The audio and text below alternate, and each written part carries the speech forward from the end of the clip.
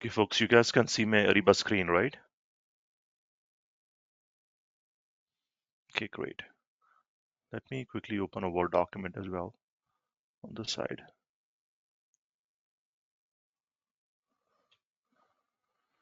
Right. Word document.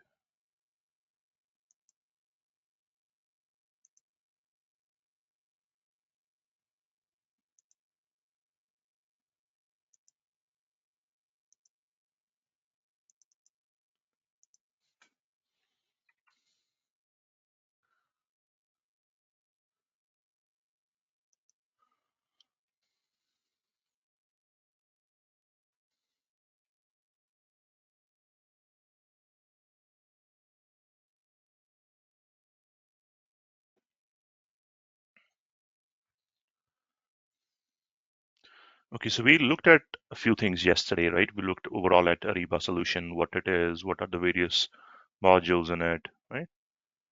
And which also makes us understand what topics we are looking to cover in our training program, right? Today we will start with um, SAP Ariba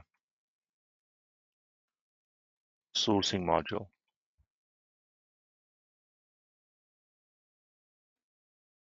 Let me zoom in to make it a little clear. Maybe increase the font size too.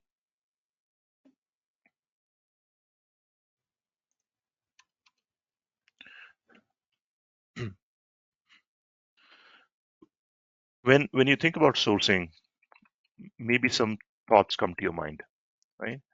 And those thoughts we also try to um, put in some words yesterday, like tendering, um, finding the right supplier,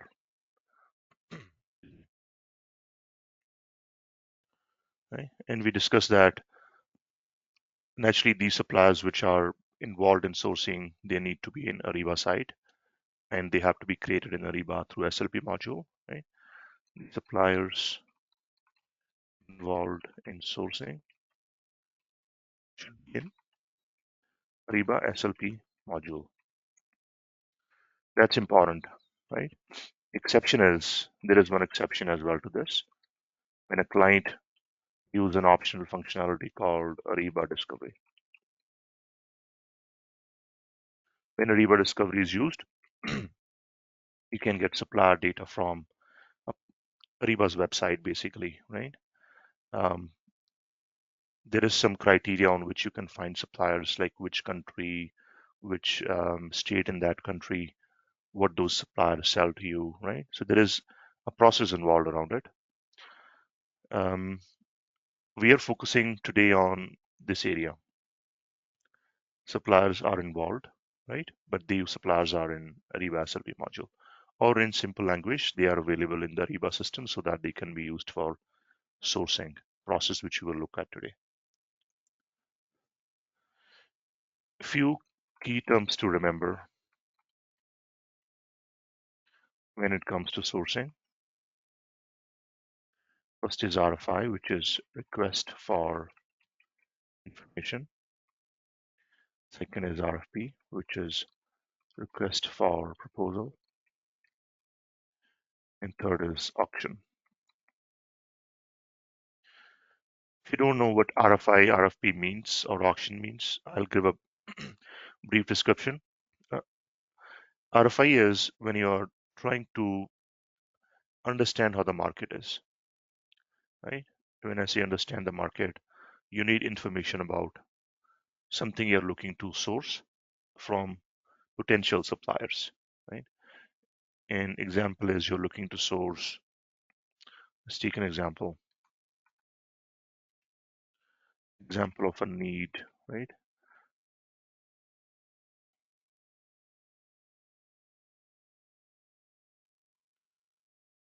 We talked about it yesterday, Ariba training.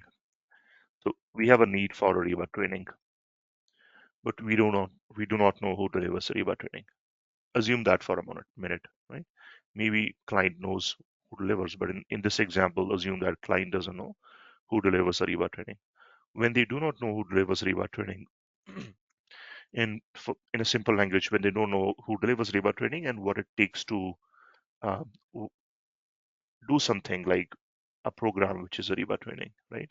Then in that case, what they will do is they will try to ask some open-ended questions from suppliers.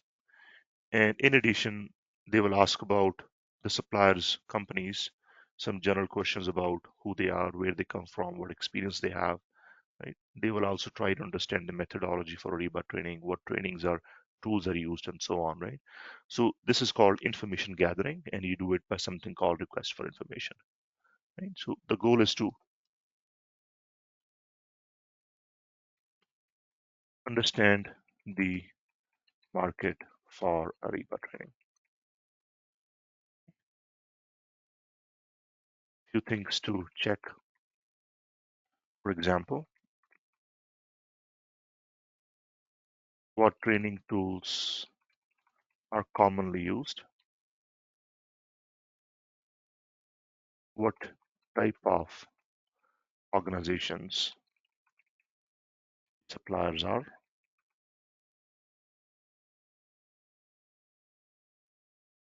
and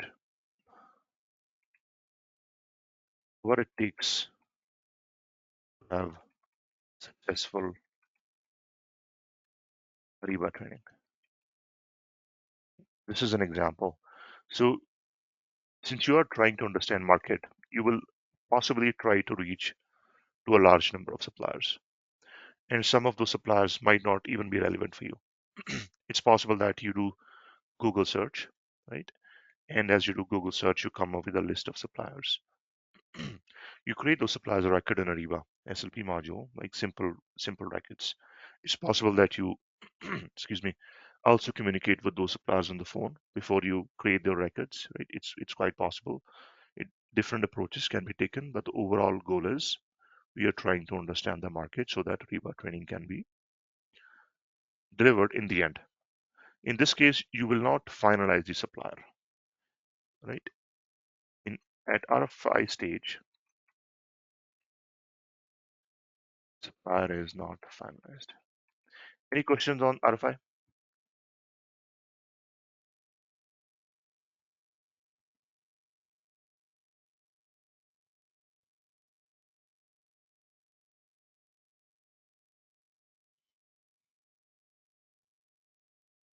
Okay, no questions.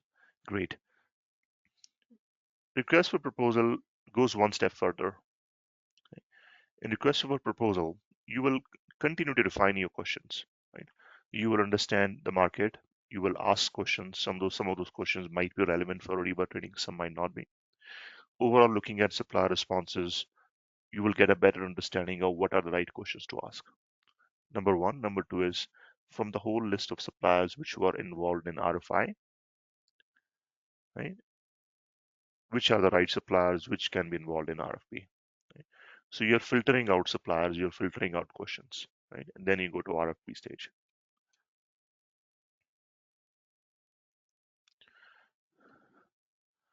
So at this stage, you will ask more relevant questions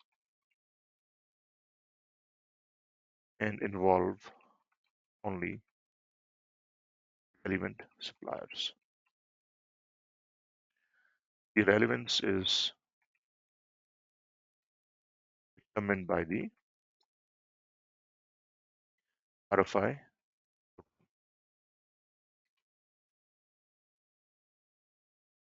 Also, at this stage, price is asked. Price is determined. Because you know who the right suppliers are, who are relevant for Ariba training, which means that you will involve them in RFP. You will ask them the right questions, maybe more refined questions. They can even be like more follow-up questions which are coming from RFI. And you will also ask the price for Ariba training. Right? So key difference here is price. RFI does not have a price, RFP has a price. Right? And in Ariba, you will create them as separate documents. RFI is one type of sourcing and RFP is another type of sourcing. Right? Auction is purely price based.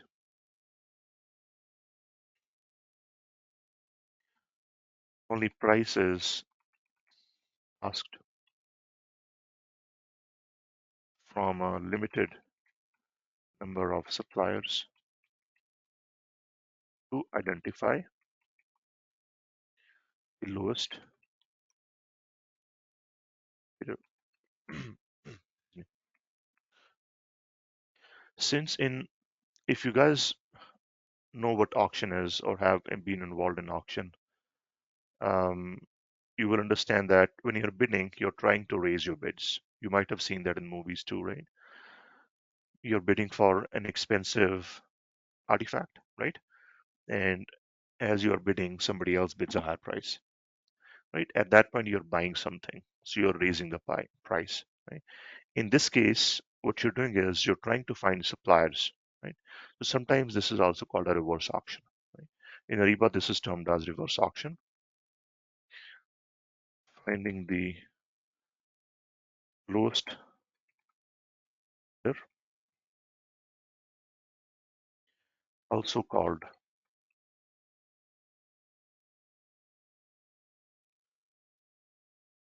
reverse auction. So really three type of sourcing activities can be done. And all these three activities are collectively called sourcing event. Right? So in other words, you have three type of sourcing events in Ariba: RFI, RFP, and auction.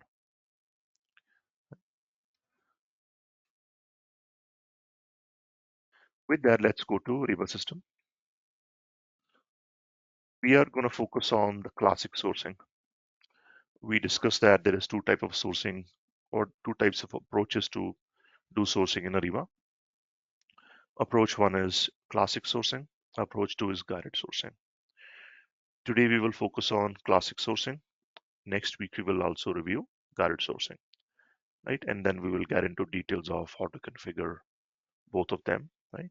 So let's start with the sourcing event called RFP, and we will take the classic sourcing approach.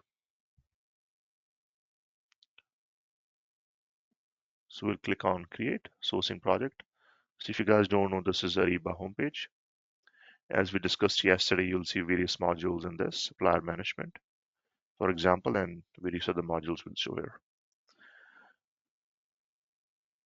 These are some widgets, you can say these are widgets. So these are telling you, for example, to do widget is telling you what activities are assigned to you. So my account is used very heavily, so naturally a lot of activities assigned.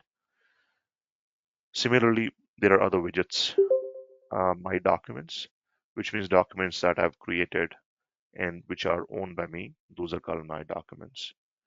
And there is a thing called watch project. There are certain high priority documents you want to watch or you want to have a list on your homepage. Those are called watch projects. And some other notifications, so on, right? Some you can have some um, graphs as well in here, and these are snippets of reports. Right? So a lot of things can be added. You can keep going on, add as many widgets as you want.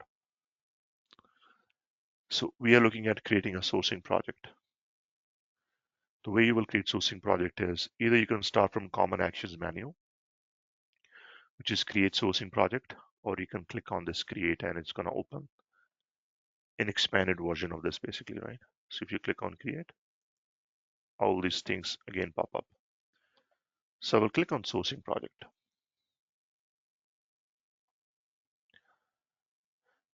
This is the event type I was talking about: RFI, RFP. This is reverse auction and there is also forward auction. Forward auction is basically you can also sell things on Ariba. You can buy, but you can also sell. So somebody's asking, can you explain in Hindi? Um, Hindi मैं बोल सकता हूँ, ऐसी बात नहीं है, पर वो कॉन्सेप्ट समझाना हार्ड हो जाएगा frankly speaking.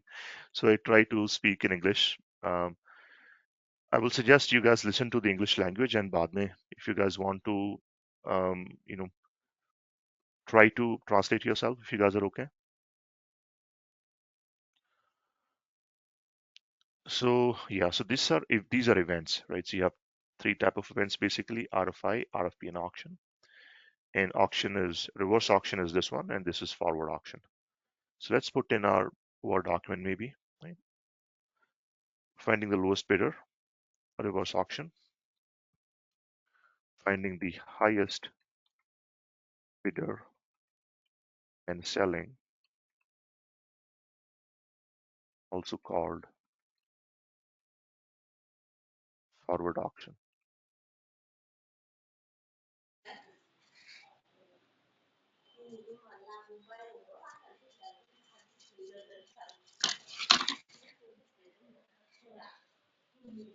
Any questions, folks? Looks like somebody unmuted.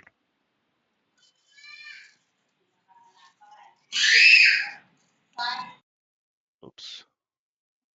Okay, great. Thanks for muting yourself.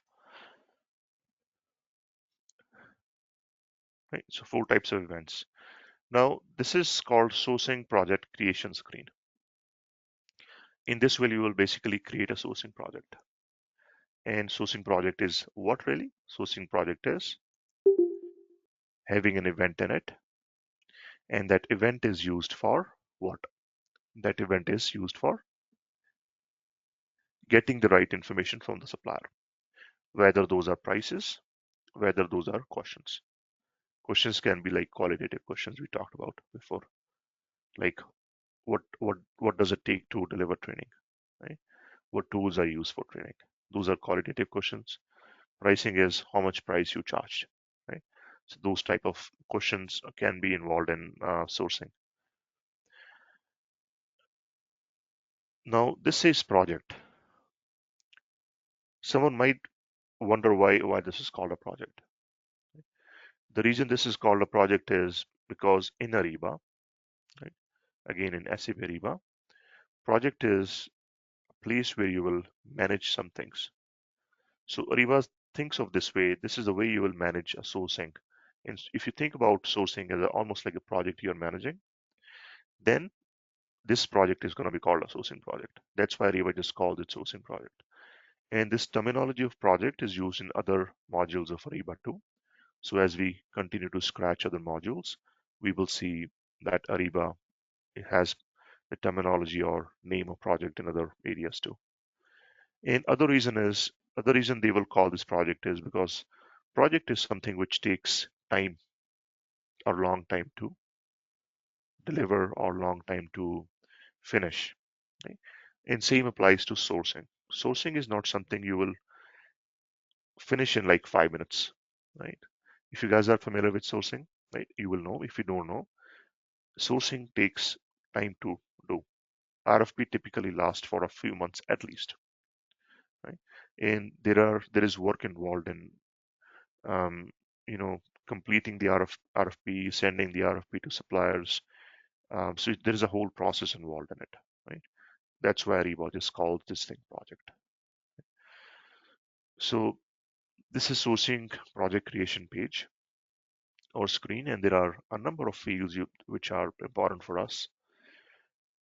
Name field basically is what are we doing, right?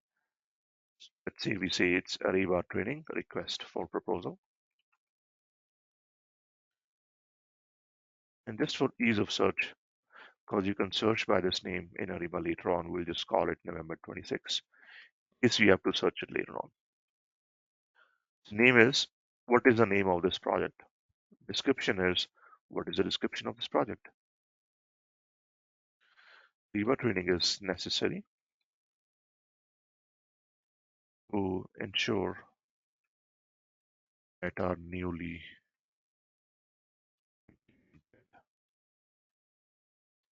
Ariba solution is effectively used. If you notice what I did a more elaborate version of name in the description, something cosmetic, right? Or something you need to call out to your clients when you're doing something like what I'm doing right now. It is almost like a demo. You want to explain them what these fields are, why these fields are important, how to best approach when it comes to data entry, if those are data entry type of fields, right? Because everything you enter is going to become data, and data is going to go where? Data is going to go to system. People can look at it, people can search for it. If instead of this you say zzz, what does it mean? It means nothing, right? Hence why it's important to make sure that this is something which is clear and intuitive. Something cosmetic, but something still important. There's a field called, this field is called copy from project.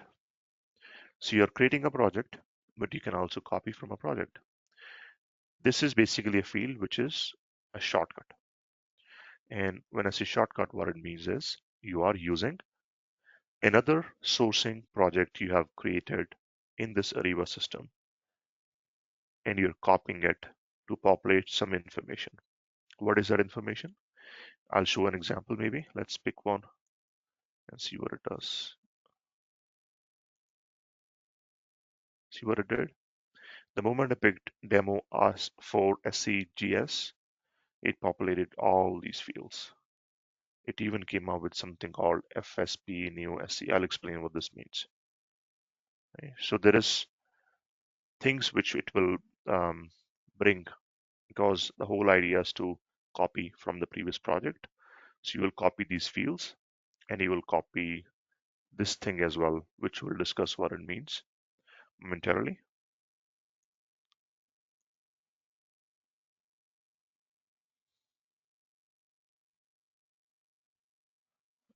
So even if I change to no value, right, these header fields are still the same, but this thing called template is gone, which means we can also selectively copy the just the header fields we're looking at the previous project, right? And then you can select which template you need to use. I'll explain momentarily what template means. Now, this is saying what type of project is this, right? Type means two types: full project, quick project. Full project, quick project, important to understand. Quick, as the name says, is something which is going to be quick to execute, which means you will start this project, you will input details, which you will look at how to do, and you will send those to suppliers, and the whole process starts and ends. And the process takes less time, it's less involving, it's more standard, right? And since it is more standard and it is more lean, it is more quick to execute as well, right? So it's like, let's say, up to 2 months. It's a less complex process. Then full project is a process which takes longer time, right? So it is a more detailed process. So maybe client wants to do RFI and RFP and auction back to back, right? So in full project, you can have all these three events together. That's the key difference. This is typically much longer to execute. I would say something from 6 months to a year. That's what full project is. Quick project is, I would say, less than 6 months, 3 to 4 months, right? Ballpark. So when I select full project, that drop down of event is gone. When I select quick project, that drop down comes back. Let's look at other fields here. We discussed what RFI, RFP, auction, and forward auction means. So we select RFP. And as I select RFP, some of the fields here changed. So it's dynamic. If you select no choice, then some fields are hidden. And when you say RFP, some fields populate. We will go with the event type RFP, and we'll go the project type quick project. So let's put that in here as well. Project,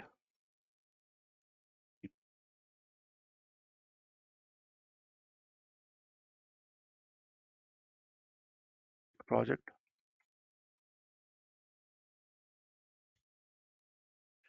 The one event is run, full project. Multiple events can be run. Typically 2 to 3 months execution. typically 6 to execution.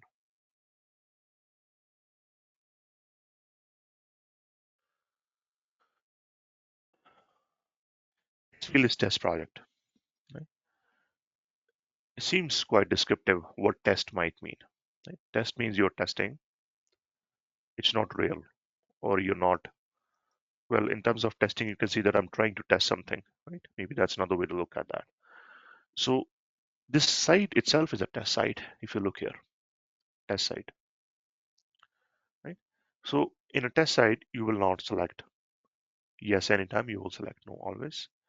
If you're in a production site, you will select yes when you're testing something. That's a key thing to keep in mind, right? Test project, you do yes when you're testing something in the production site.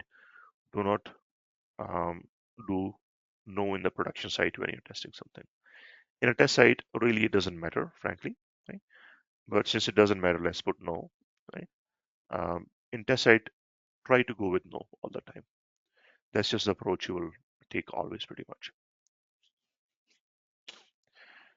There is this thing called Smart Import from Excel. It's a feature which tells that if you are importing, I think it's in order to understand what I'm importing, you probably will have to go through the whole thing, right? And then when we look at what we're importing, then it's going to make more sense. Because putting yes and no here, it's not going to do anything for you, right? So let's put no, and we will go further down, and we will see how you can import some information that's needed for this RFP, where you can import that information. And when you're importing that information, Smart Import gives you one more option to import.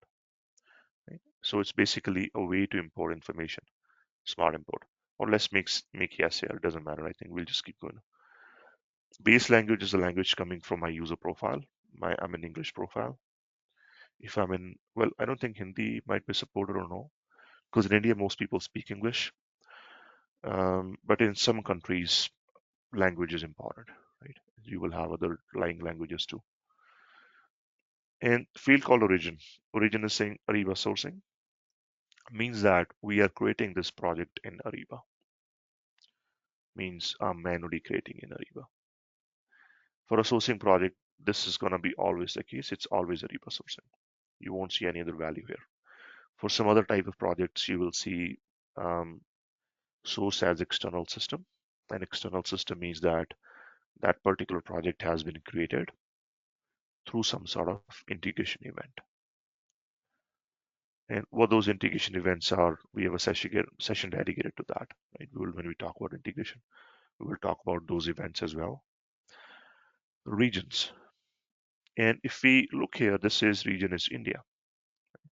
So which means region really is geographical region. Right? It's not like region in a warehouse. That's not what it means. Region is like geographical region. India is a country, and within country you'll have various states. So this should really be a hierarchical region, right? And it might be hierarchical region. Let's look in it. So if I search for it, it shows me, like if we look into, somebody have created India as non-hierarchical, right? Being a test site, data can be not clean all the time, and that's fine. This might be an example worth looking at. Europe has, oh, well, somebody has created Florida and Europe. But main point, hopefully you guys are getting, this is Europe, which is EMEA region. You will have various countries like France, Portugal, Belgium, Croatia, blah, blah, blah, right? All those are going to be countries in the region of Europe. Similarly, in India, you should really have a region called like Karnataka, Kerala, you know, New Delhi, and so on, right? All those regions will be here. So, region is geography, state or province.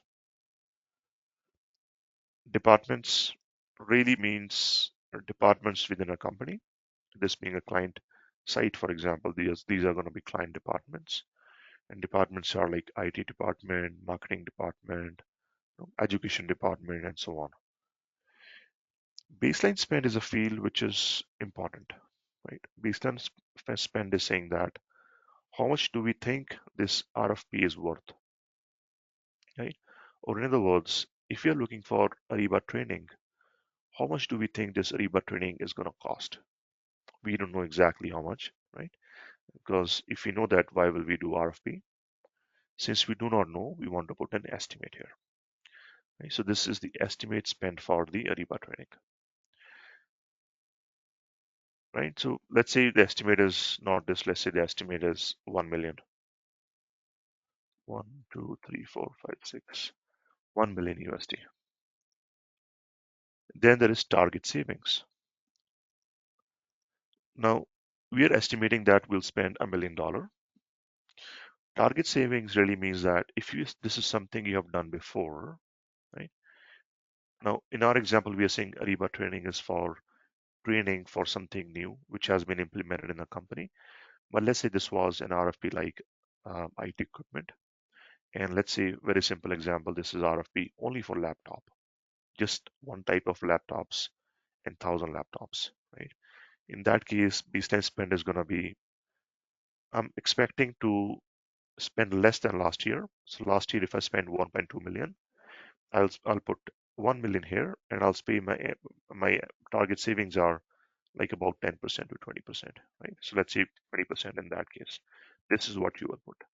If there is no history, naturally there is no savings to put in, right? So target saving is going to come from your historical spend, right? So which means you will need to look at your historical spend to come up with this number, possibly, right? Predecessor project is the next field. This field means if this project, which we are creating right now for sourcing, if this is coming as an outcome of something else, what is that something else, right? I'll give an example. We are doing sourcing project. Great. After sourcing project, you will create a contract as we discussed yesterday.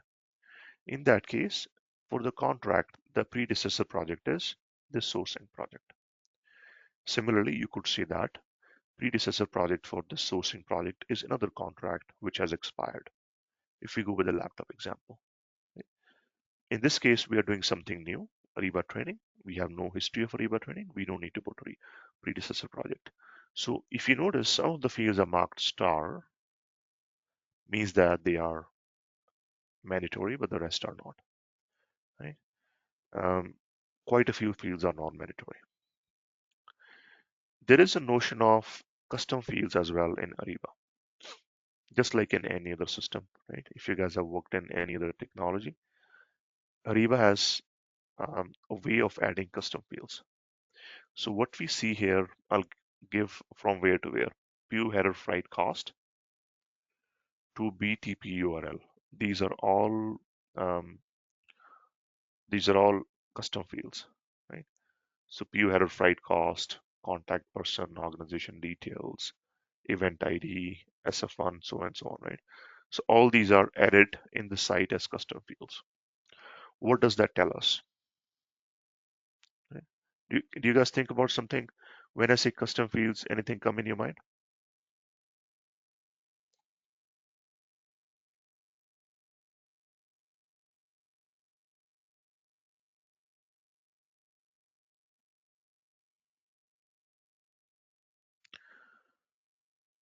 Okay, nothing comes into mind, which is fine. You guys are warming up your first session, right? So Ariba says that we will give you a standard header field list, which is up till here, predecessor project. And you tell us, working with your client, so let's say Manish is the consultant who is implementing Ariba, right? In addition to Manish, there is a client who's working because Manish is a consultant working with the. So Ariba is asking, hey Manish, tell me, is the client okay with what these standard fields are? So up till layer being standard fields, or do we need to add something additional to make sure clients' need are met? Right? You guys see what I mean? There is a way to also add more fields here in this case than what Ariba provides, right? Which means that there is some level of customization you can do, right?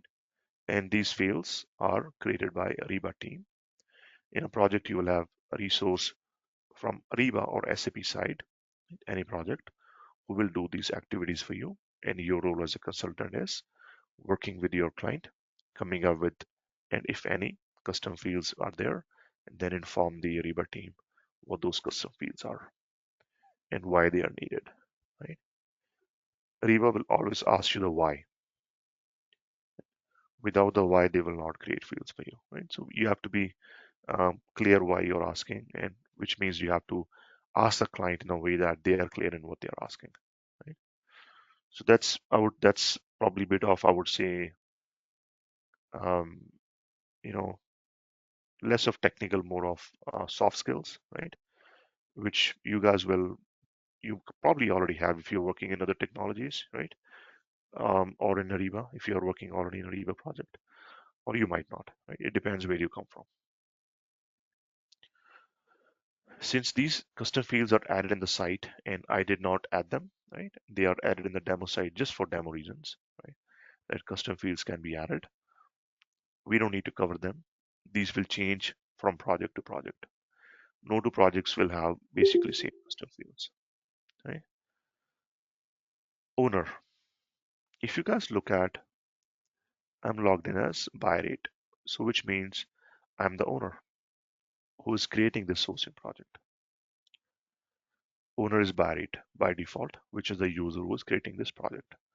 But I can also change the owner. I can change to, for example, buyer 7 or somebody else. Any thoughts why we might need to change the owner?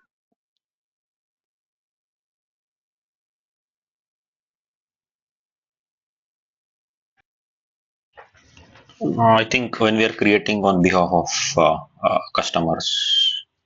Correct, correct. You could be, for example, so that brings up concept of, who is going to create this sourcing project in big companies, and big companies will generally implement SAP Ariba. Small companies will anyways not implement SAP Ariba, right? And since big companies will implement SAP Ariba, they will have team structure, right? They will have an org structure. So within that organization, there is typically a team called buying team or sourcing team.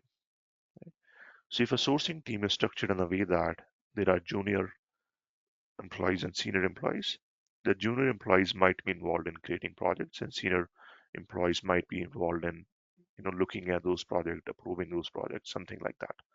So if I'm a junior employee in sourcing, I might select somebody who is a senior employee, which means that I'm creating this project on behalf of a senior employee, right? So that thing can happen. That's why this field is there. Currency is US dollars, and I can change to a different currency as well. And the reason this is US dollar is because my user profile has US dollar. If buy rate had, let's say, for example, euros, this is going to show euros. If buy rate had INR, it's going to show INR.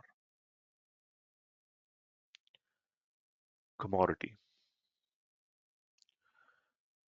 very important concept in Ariba, at least in Ariba, if not in some other tools.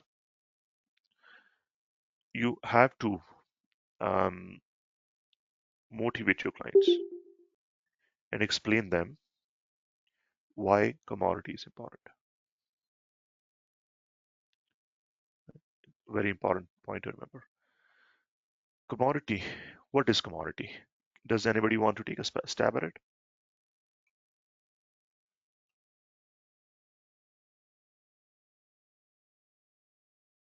Products and services. Manish, not sure. Just I guess. Or in other words, type of products and services, right? Or in other words, how will you group products and services? So if you're having, um, if you're an IT department, you will have a number of IT equipment. You'll have hardware, you'll have software, you'll have accessories. So in this case, IT department will have three commodities: hardware, software, and accessories. Simple example, right? So commodity is basically a grouping of products. If you are from SAP background, this is similar to material groups. Right? So material groups or grouping of materials is equivalent to commodity in Ariba. In Ariba, commodity is Very, very important. Reason I'm saying is when the client gets Ariba site, these commodity codes, which are actually codes, right? They are already there in Ariba, and there is thousands of those codes in the Ariba, 20,000 something, which means that client does not have to come up with new codes since there is a big list already. But it also means that client needs to start using those codes. It might be something new for the client. Maybe they haven't used something called a commodity before, right? So commodity is important. Grouping of similar products or services, right? Services are commodities as well. Services can be commodities as well. And example is within IT department, there are products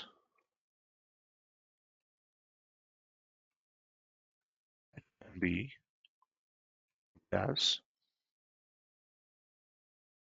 hardware or IT hardware, IT software, IT accessories. For example, there's probably much more, and there is probably further categories or subcategories between IT hardware and IT software, right? For example, some could be software for Windows for let's say new system, and some could be like antivirus softwares, right? There is further categorization possible, which brings us to a point that commodities can be hierarchical. So if you look at IT is one commodity information technology. Within information technology of IT hardware, IT software, IT accessories, right? Within IT software, you will have different type of softwares, which can be grouped together as well, which means commodities are hierarchical nature in reality. Whether some system has hierarchy or no, that's a different question. Ariba commodities are hierarchical, right? So commodities in Ariba are hierarchical,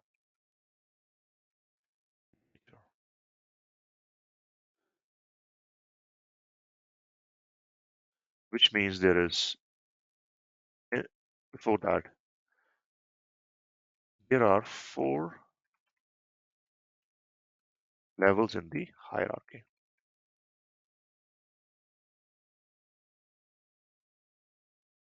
Level 1, level 2, level 3, level 4. And since it is hierarchical, there has to be some sort of linkage between all the four levels, right? Level 1 is two-digit number. Level 2 is four-digit, oh, did I say 10? Two-digit number, four-digit number,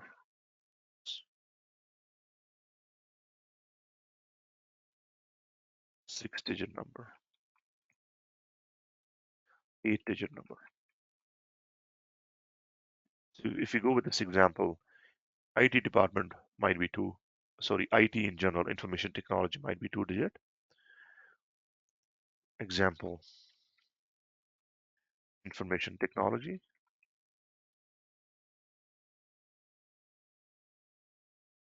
Example, IT software.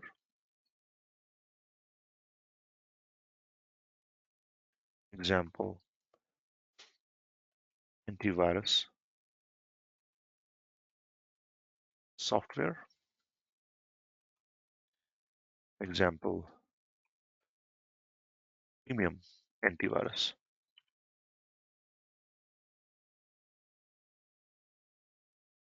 software. Okay. So in this case, the premium is the lowest level, which is level 4. So premium antivirus software, lowest level. Above that is antivirus software. Above that is IT software. Above that is information technology. So commodities will come in Ariba.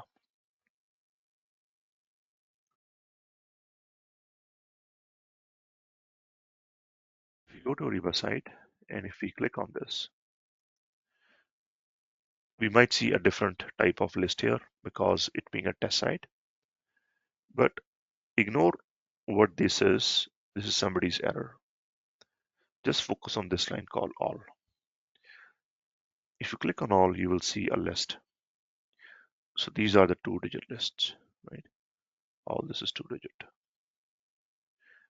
Somebody have added some other things here.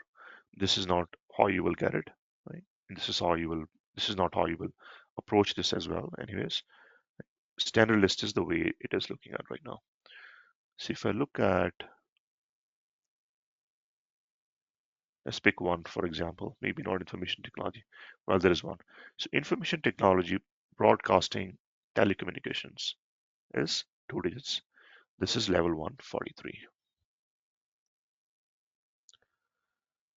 Then within this, there is software, which is level 2. Within software, you will probably have multiple types of software. There is another level, another type of software called development software, right? So this being a 6-digit, 2 to 4 to 6. Right? And within this, you might have other ones which are 8-digit. Dictionary software. So this is a good example. Dictionary software, 8 digits ID. Development software, 6-digit ID. Software, 4-digit ID. And then IT, broadcasting, and telecommunications, 2-digit. Right? So it's hierarchical. Very important to keep in mind.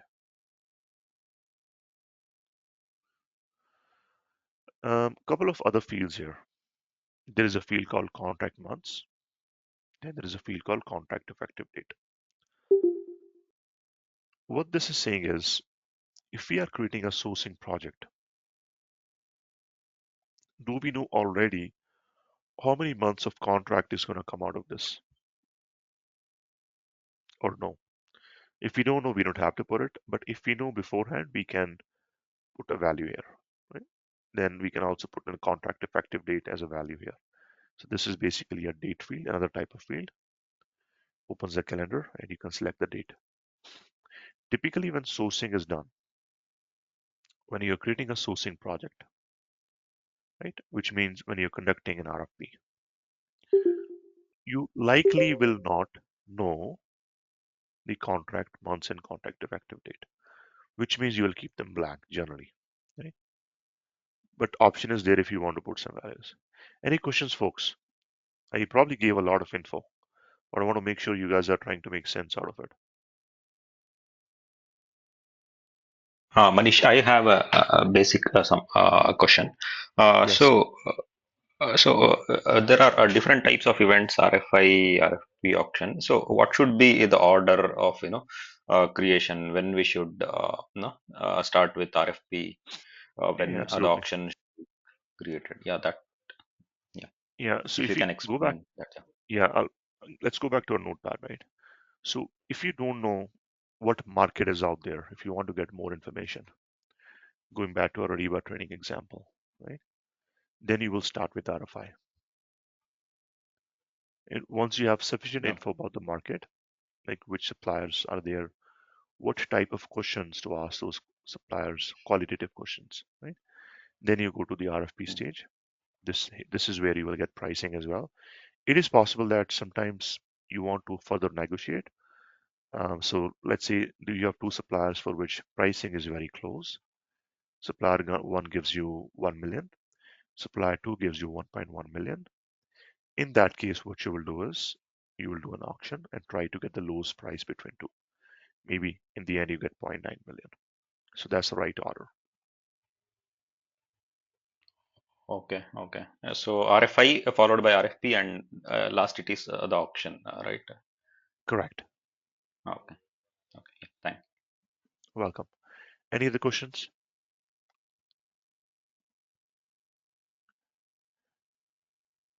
Okay, great. If there is no question, then I want to explain you guys a concept because there is this thing called template. This is where we are going to focus on right now. Template.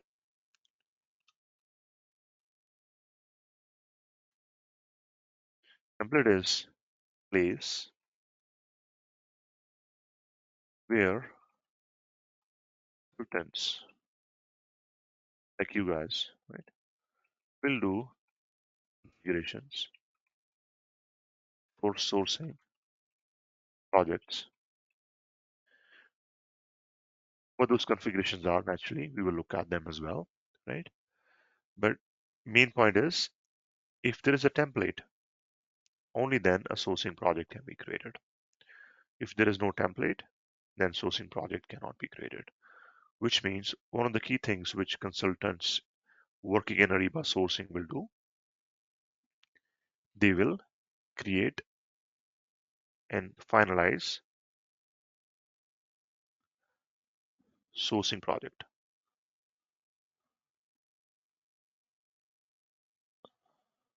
Sorry guys, I'm just texting somebody.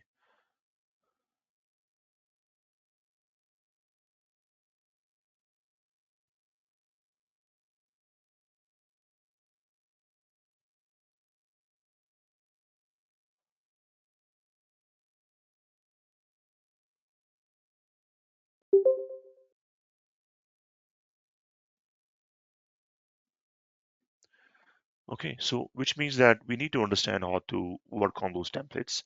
So that's our topic also for next weekend. We will look at sourcing project configurations. Right?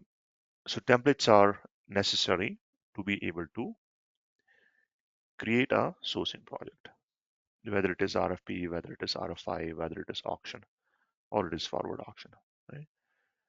So in our site, we have a number of templates, quite a few actually.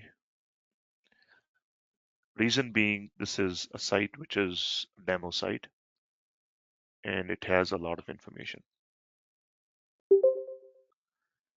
I will find a template that is suitable for us momentarily,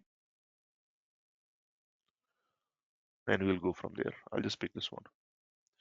So which means template has a name and a description, right? So this has been here for whatever reason, whoever has created it. Oops, hold on, what's going on? Yeah, and we will see how all this information basically comes in. Right? We will use this template, whatever the name and the description is for now, and we will click on create.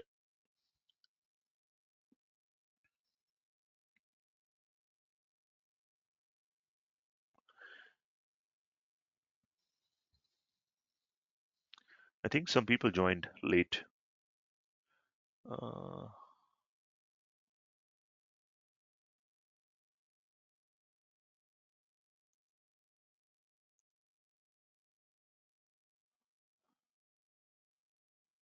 so since I selected something called Smart Import, this new window pops up, right? And this is saying, do you want to um, create your RFP content, what do you call that, from an Excel file? So I was asking, it looks like some people joined late, folks. I think Chirag is one of them. Rohit is also. So two people joined late, folks. If you have anything on your mind, I can try to explain. Basically, what we're trying to do is we are trying to create a sourcing project and we are using classic sourcing approach. We are not using guided sourcing approach. And within the sourcing project, you can do few activities or different type of activities basically. RFI, RFP, auction. We are looking at RFP. We went through the various list of error fields, what all those means, what to keep in mind. For example, when custom fields are to be created, right? You guys will eventually get the recording and it's going to be more clear to you when you look at the recording. If you were to do smart import Excel, if I go back to my screen, right, then you can basically have an Excel file, like download a sample from Ariba. This is example spreadsheet. Click on it, download it, and fill details into it, and then import it back. So you'll basically drag and drop this file here, or you will browse and find that file, and then click on import. Right? So we will not do import in Excel right now. The reason is we want to see how the UI functions. Without understanding how the UI functions, this import in Excel is going to make no sense to any of you guys. Right? So key thing to keep in mind is activities which you will do today You can do that in Excel as well. And the point to do in Excel is when you understand how to do the UI. And when it comes to import it from Excel, there is a smart way, which is this way we are looking at, right? And then there's another way, which is classic way. Good way to distinguish between the two is Ariba came up with the smart way when they came up with guided sourcing. Right? So this way, generally clients can end up using more with guided sourcing. If clients are using classic sourcing already, this is of no interest to them. They will look at the classic way of importing from Excel. Okay? So that's one way to look at that. So if I hit on cancel, it's going to open the next screen for me. And this is the classic Ariba sourcing screen. So a document has been created. This is the document. And this is an event.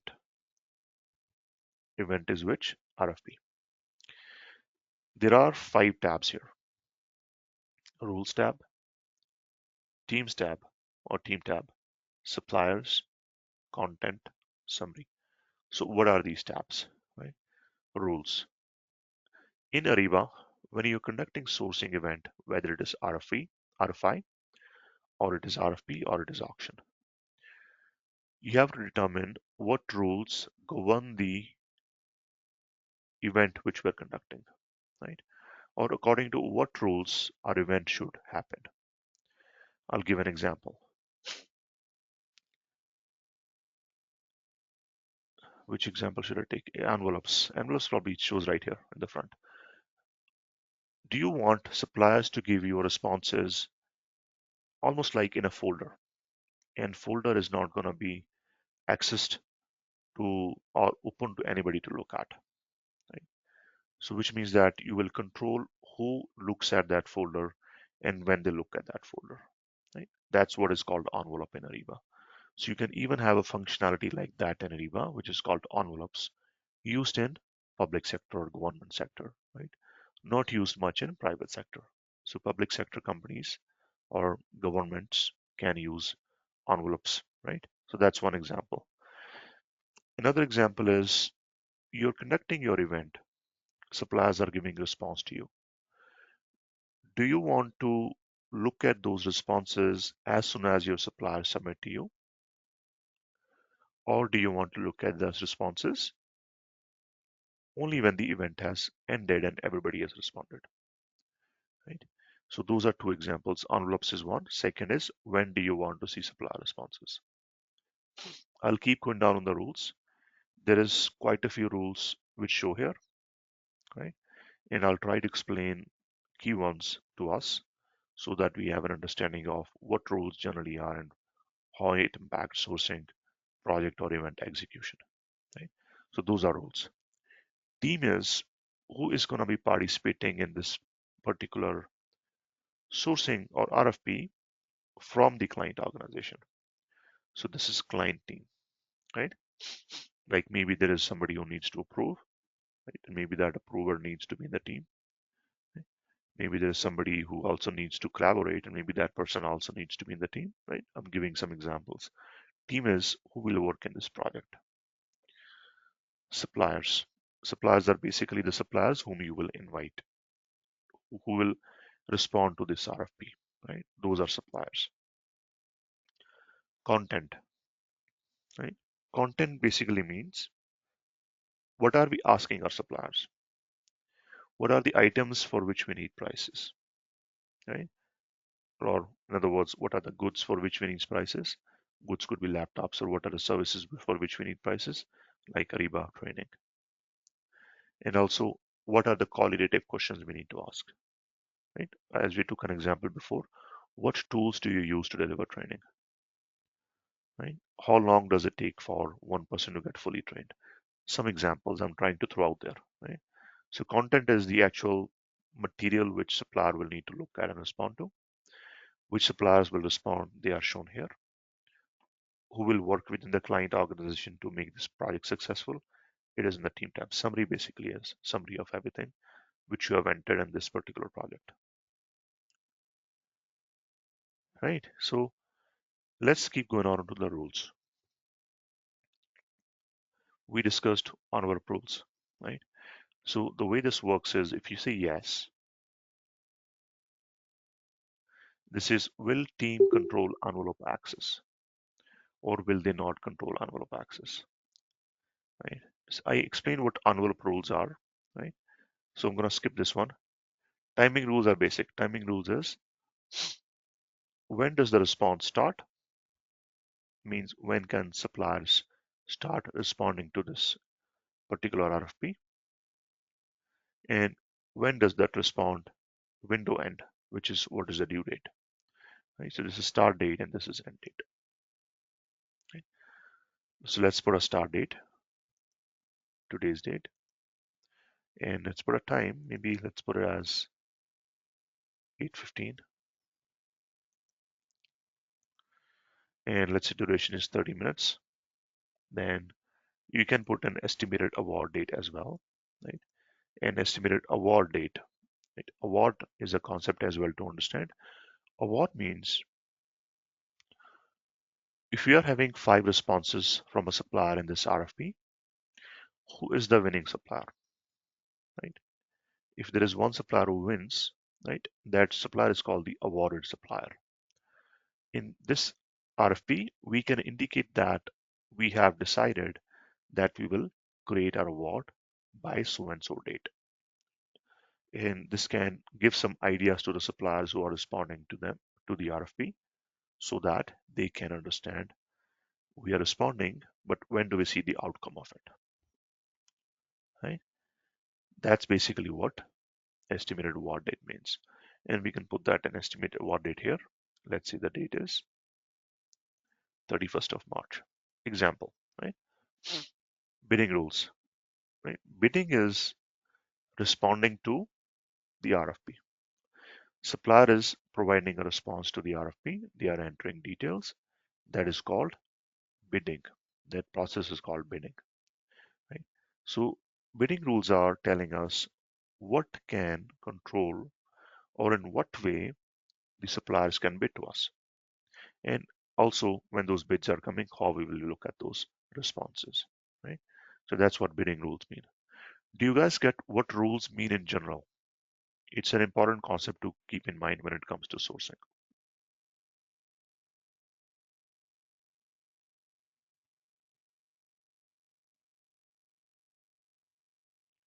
No, you guys don't get it?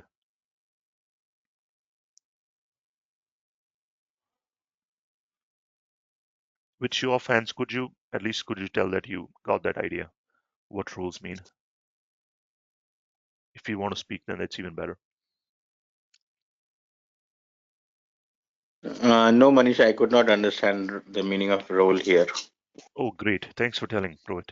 Because if you guys do not understand what rules mean, then there is no point going further. Okay. When you send your RFP to the supplier, right? Rohit, you joined late. RFP is what? It is a list of questions and a list of items, right? Which means suppliers will look at those questions, they will respond to you, they will look at item prices, and they will give pricing to you. So you can get the pricing by sending an email and getting a response back in email as well. Then why to use all this? What we are doing? The reason we're using all this or Ariba sourcing is because there is functionality which is helpful, right? I'll give an example once again for envelopes. If you send an email to a supplier and all the questions you need to ask are in the email, when the email comes back to you, you will see everything in the email, which means that if you want to hide certain things, right, and you want to also see that certain things should be seen in a certain manner, which is basically a sequence, right, then you can use something called envelope rules. Public sector companies or government organizations, what they have a requirement is they will say we will need to use 2 envelopes in our sourcing project or in our RFP. Envelope 1 is going to have all qualitative questions, right? And envelope 2 is going to have all quantitative or pricing related questions. And they will set a rule, which basically is this: how many envelopes you will use. Let's say 2 envelopes. In this case, envelope 1 is going to be your qualitative, envelope. Envelope 2 is going to be your pricing envelope. So just by looking at this, if you look at the focus of the area where I'm looking at, just by selecting the number of envelopes, you are able to see that the RFP I'm going to use will have envelopes on it, which means that if I say 2, I need to use 2 envelopes in this RFP. So that's a rule. It becomes a rule of for this RFP. Right? So when you create this RFP and it goes to supplier, it cannot go until those envelopes are added. So it's a rule which governs how this RFP works. Does it help? Yes, Manish, clear.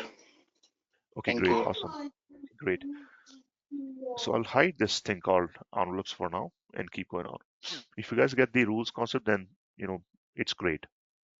Then I think we're good to move on. Bidding rules.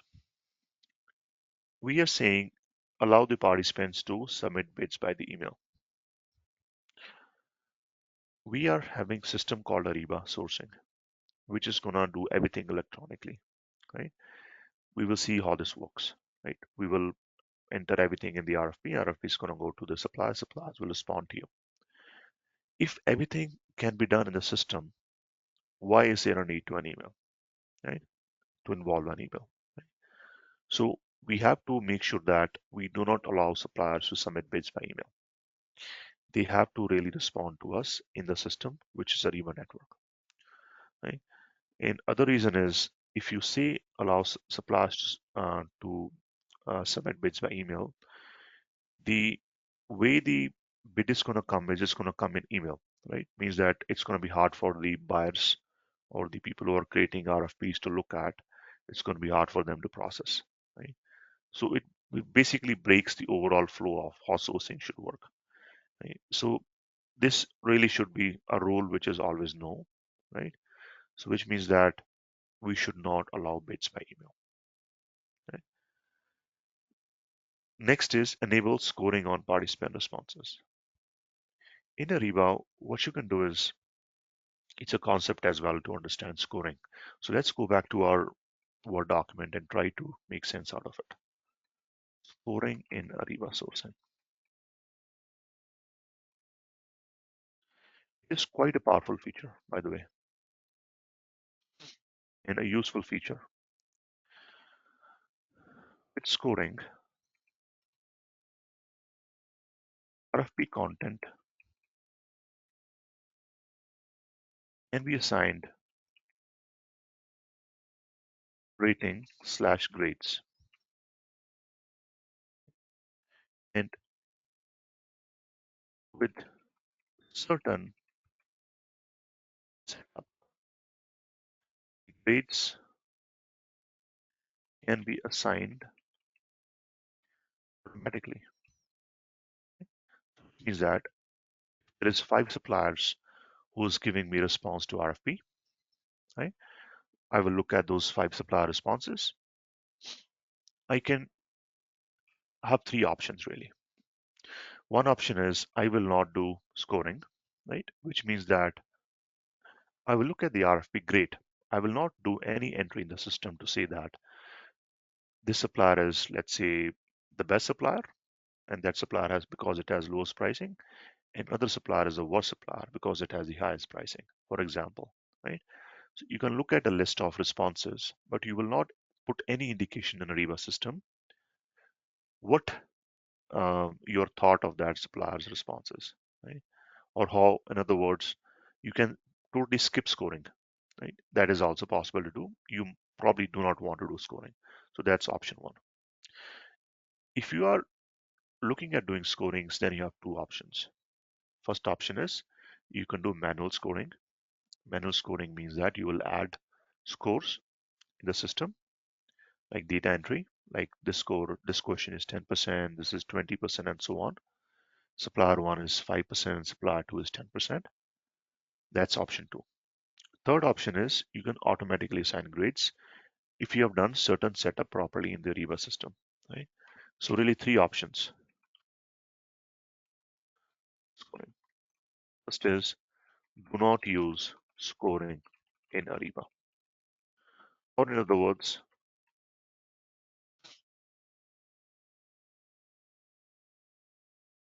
do scoring outside Ariba. Second option is do manual scoring in Ariba. Third option is do automatic scoring in Ariba. So scoring, if you're looking at doing, you can do it two kinds basically: manual scoring, automatic scoring. And if you're not looking at doing using scoring in Ariba, right? If you think that when I say you as I mean a client. If a client thinks that they do not need to look at scoring in Ariba, they can still do scoring, but that's going to be outside Ariba, right? And when I say outside Ariba, they will basically download supplier content. They will look at that content and they will see that based on that content, I think supplier one is better than supplier two. Right? So which means supplier one should get the award versus supplier two, as an example. If not, then you can enter scores in Ariba.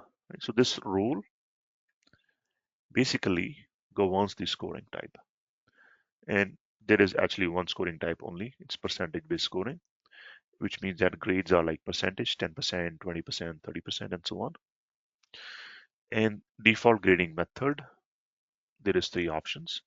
You can grade offline using Excel. When you use offline using Excel, this doesn't mean that there is no scoring. This means that you are doing scoring. You are just entering scores in Excel, right? So it's like manual scoring done in Excel. That's what this option of grade offline means. Right? If you're doing no scoring, then you know what? Leave it as it is, the way we are looking at right now, and do not do anything. And you will basically be able to proceed without doing anything. Right? So you guys see how the rules are working? Rules are impacting how this RFP is going to function later on. If I say percentage based scoring and if I say grade by participants, it's going to work in a certain way. And if I say percentage based scoring and grade by content, it's going to work in another way. Right? And then if I say offline, it's going to work in another way. Right? So it's governing how things will work afterwards, what you're setting here when the sourcing event is going on.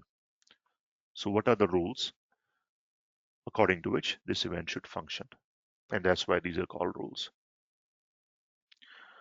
Yeah, I'll look at this one. Yeah, not to go through the whole list. So require participants to give a reason for declining to bid. Yes or no?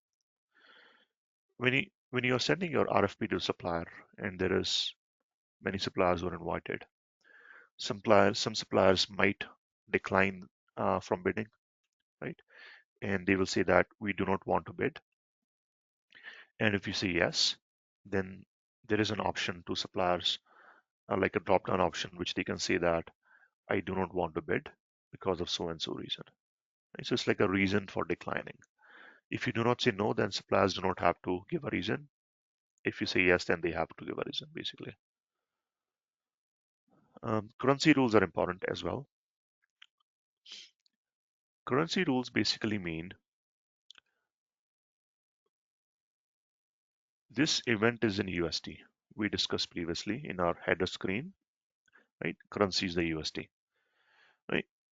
What if supplier wants to, excuse me, bid in a different currency, right? So what if this is a global event, right?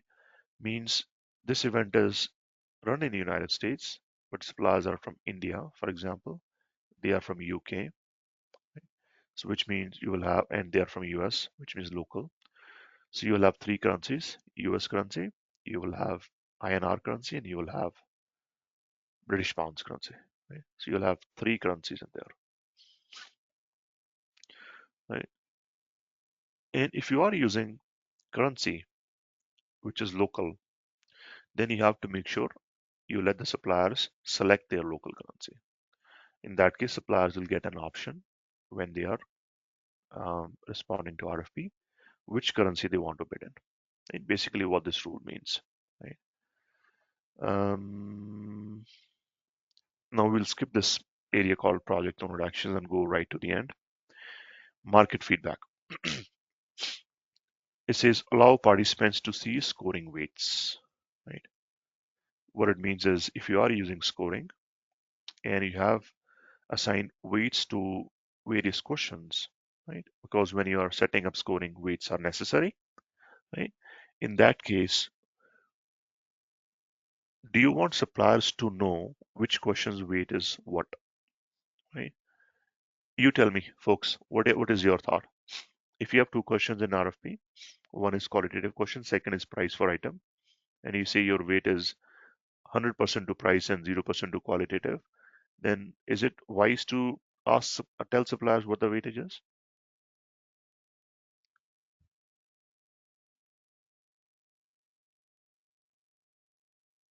Supplier.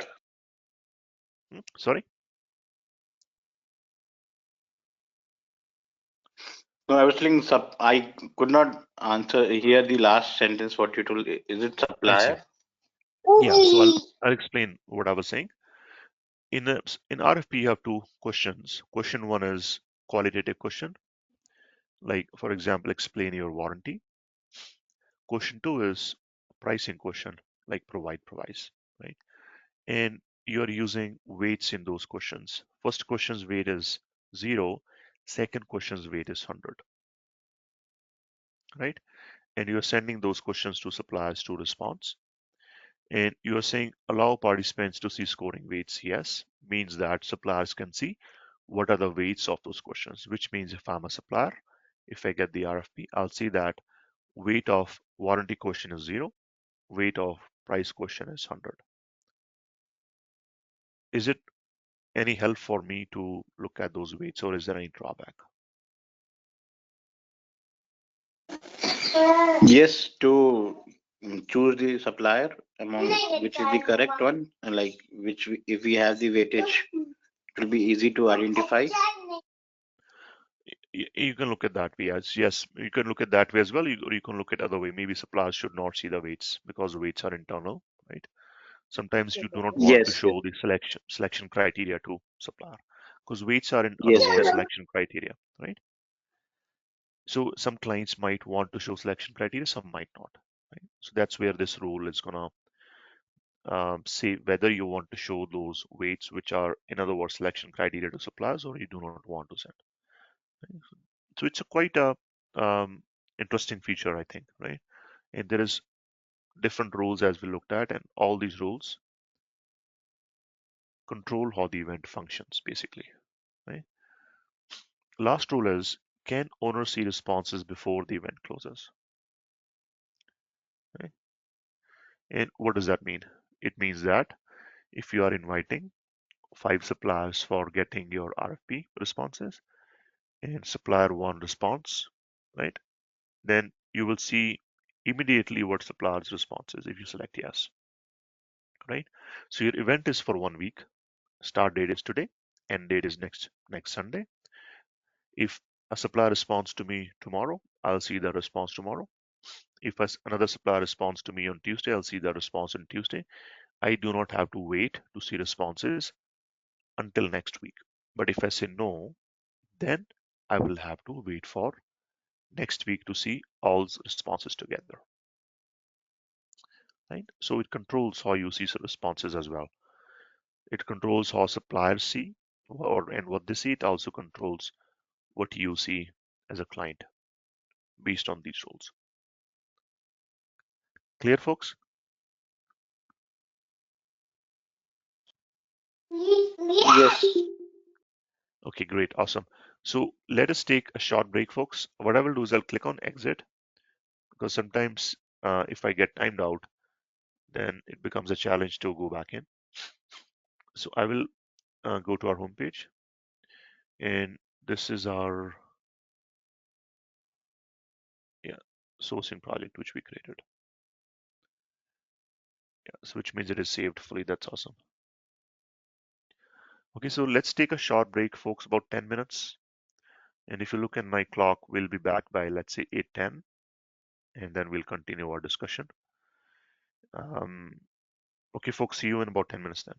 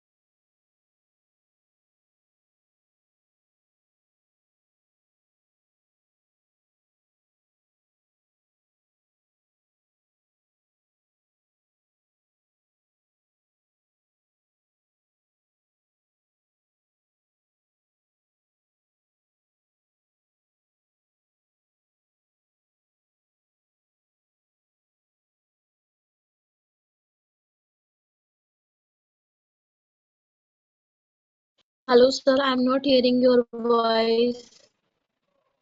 He's on break for 10 minutes. He'll be back soon. Okay.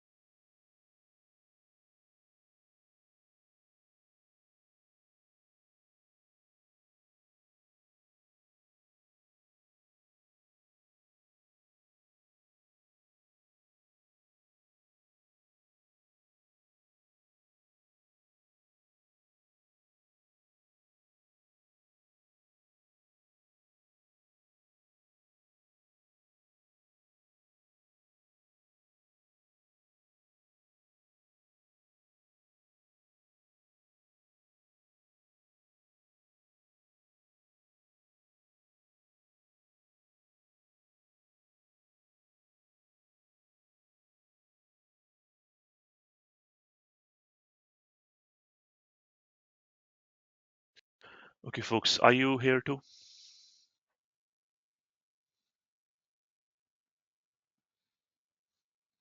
Okay, so we have Harshavardhan, Preeti, Rohit has left. Okay, folks, let's keep going. I think we will probably not complete everything, but at least let to try to complete the buy side of things, right? Means that we will make sure that this RFP goes out. Maybe that's where we pause and we continue next week, and then we will look at supply side of things, right? So we looked at these rules and we are okay with basically what's in here. And now I'll click on next. Time has passed because that took too long, I think, for the break. So let's go to maybe 8:45. Now click on next. I just thought that I said that we might um, keep this open for longer. I'll keep it 30 days because in that case, if we have to continue next week, we can continue the same RFP instead of creating a new one. Right? So there are a number of team groups here. So which brings us to a new concept called groups and members, right? Groups is a concept which is used in Ariba projects, right? So these are called Ariba project groups. And so there is a group called project owner, right? Of course, the list is pretty big. Project owner is the person who creates this project, right? So if you remember when I was creating the sourcing project and I was on the project creation page, I had owner as buy rate. That's why it populates buy rate here, which means you can add multiple owners as well within the RFP. That's possible to do here, not on the previous page, and some other groups. Right? We won't worry too much about what all these groups mean. We will look at the groups concept in more detail when we look at the templates, because that's where we will look at configuration and stuff as well. I will disable scoring of participant responses, and if I disable this, you guys will see something happens. There was a pop-up coming here, like give a weight, something like that. So that weight option is gone. Because if you use scoring, or what do you call that? Enable scoring means if you do not do manual scoring, right? So if you look here, there is three options. I said enable scoring. No, we are doing scoring outside Ariba. If I say yes, then basically we have option of manual scoring and automatic scoring. In our example, we'll say no, right? We will not do scoring in Ariba. Um, Teams tab, that option of selecting some sort of weights for scorers, that's gone now. Now is a point where we will select the suppliers. And Ariba doesn't call them suppliers here. It says suppliers section is suppliers, but it says invited participants, right? The reason is it is saying who's going to participate in this event, right? So it's just a bit of terminology. Don't get mixed up. It still means suppliers. Now I'll click on invite participants. And invite participants means adding suppliers to this RFP. And you can search for suppliers. If you see that, what I've done is I selected India as region and I selected 32 as commodity. So it automatically have that shortcut, and it is saying that you can search for suppliers who are for region India and for commodity 32, and there might be some who pop up in the list. Right? So quite a few popped up actually here. Right? So we can use any of these suppliers basically. Right? So you see what's happening. There is a criteria based on which you can search. You can search based on name. You can search based on ID. You can search based on some other fields, like you can click on and start adding more fields here. These fields are relevant for SLP module, right? And when we go to SLP, we will discuss all these, you know, statuses, what it means. And even these two fields are linked with SLP module too, right? So system is saying that what are the suppliers based on commodity and region? And this commodity and region needs to have matched the supplier as well. Means that it needs to be maintained somewhere in the supplier record. Means in SLP module, which suppliers have criteria of region is equal to India and commodity is equal to 32, right? Those suppliers are being popped up here. The suppliers which I want to use right now, for which I have my own emails, because if I have my own emails, I can demonstrate to you guys how supplier side works, are not in the list here, right? Which means that in SLP module, this information is not maintained for those suppliers, right? What I will do is I'll click on minus, means that I do not need to look at this criteria. Let's see if my suppliers pop up here. Region is India.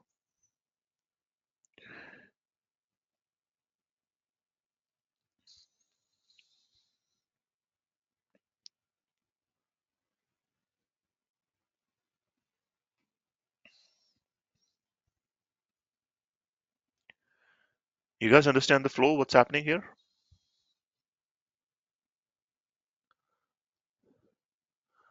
I'm just going to search my name.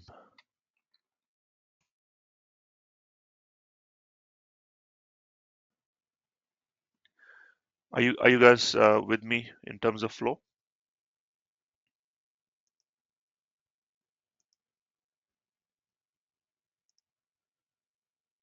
Okay, great. Feel free to speak up. Yeah. Sometimes while speaking, we have better learning, and we can engage in a dialogue to clarify if there is any challenge. So I'm going to use three suppliers: New Delhi Corp, Brand New Delhi Corp, and Old Delhi Corp. Reason is I have my email here. This one, this one, and this one.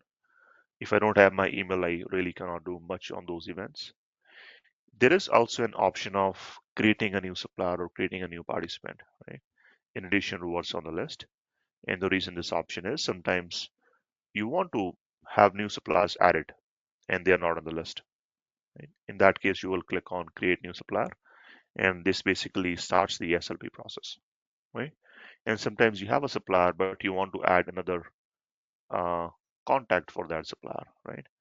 Uh, you will not do it here. The button is still here, but you will do it another way, right? That supplier contact needs to be added in the SLP module, right? You can do it if you have the right authorization or right access for doing it. Sometimes the users who are creating sourcing projects, they will have authorization, sometimes they won't, basically, right? So there are options when suppliers in the list do not meet your requirements. Maybe you do not see your favorite supplier there. So you want to get them added. You can start here and start here. But this is also controlled based on your access, right? If you don't have access, you cannot access these buttons, or otherwise these buttons will not do much. Um, which means I should also note down in our Word document sourcing roles or groups. In Ariba, roles and groups is one and the same thing. Right? Ariba has hundreds of standard roles or standard groups, which site already has, which means there is no need to create new roles. So new Z roles and all that, those are not necessary, right? You can basically leverage in most situations the rules which are available in sourcing, right? And in sourcing, you have two type of roles. One is end user role, and that's called sourcing agent. And a sourcing agent can do what we are doing in our system. And you have sourcing manager. Oh, I would say these are key roles. There are other roles out there too. So sourcing agent is more of an end user or lower junior sourcing employee who creates the sourcing project. Sourcing manager is senior sourcing employee who oversees multiple sourcing projects, right? Basically it. They can sourcing managers can also create. It's a higher role, means what the junior roles can do, this role can also do. Right? If you go back to our screen, I've selected the suppliers which I need, three of them. I can click on OK, and it adds those three suppliers here. So this is almost like a table, right? That's why this is called a table options menu. And with table options menu, you can add some columns, hide some columns, right? The reason I'm seeing these columns is because these are, if I click on this table options menu, these are selected. If I unselect something, then these basically will not show. Like if I unselect this, then this particular column is going to go away. Right. So now I have only like 5 columns or 6 columns rather.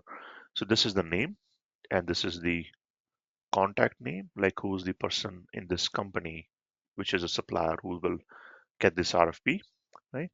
Then there is invited by. Invited by means buyer 8 is invited this all these suppliers. Then incumbent is the supplier which has already supplied similar goods to us before.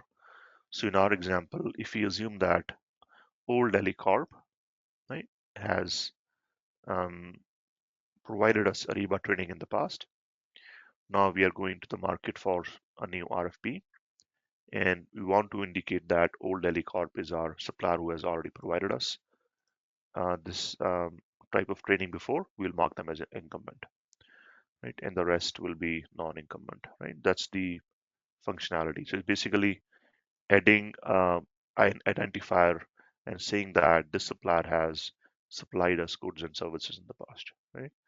And this does have an implication later on when you select incumbent as yes, we'll see what that implication is. And registration status is coming from SLP module, right? And it says that all 3 suppliers are registered, right? And qualification status is unknown, means we do not know the qualification status for these suppliers, at least for these commodities for which we have entered, right? So these are statuses coming from SLP module. If we click on content, this is where we will see the actual questions and items which need to go in the RFP.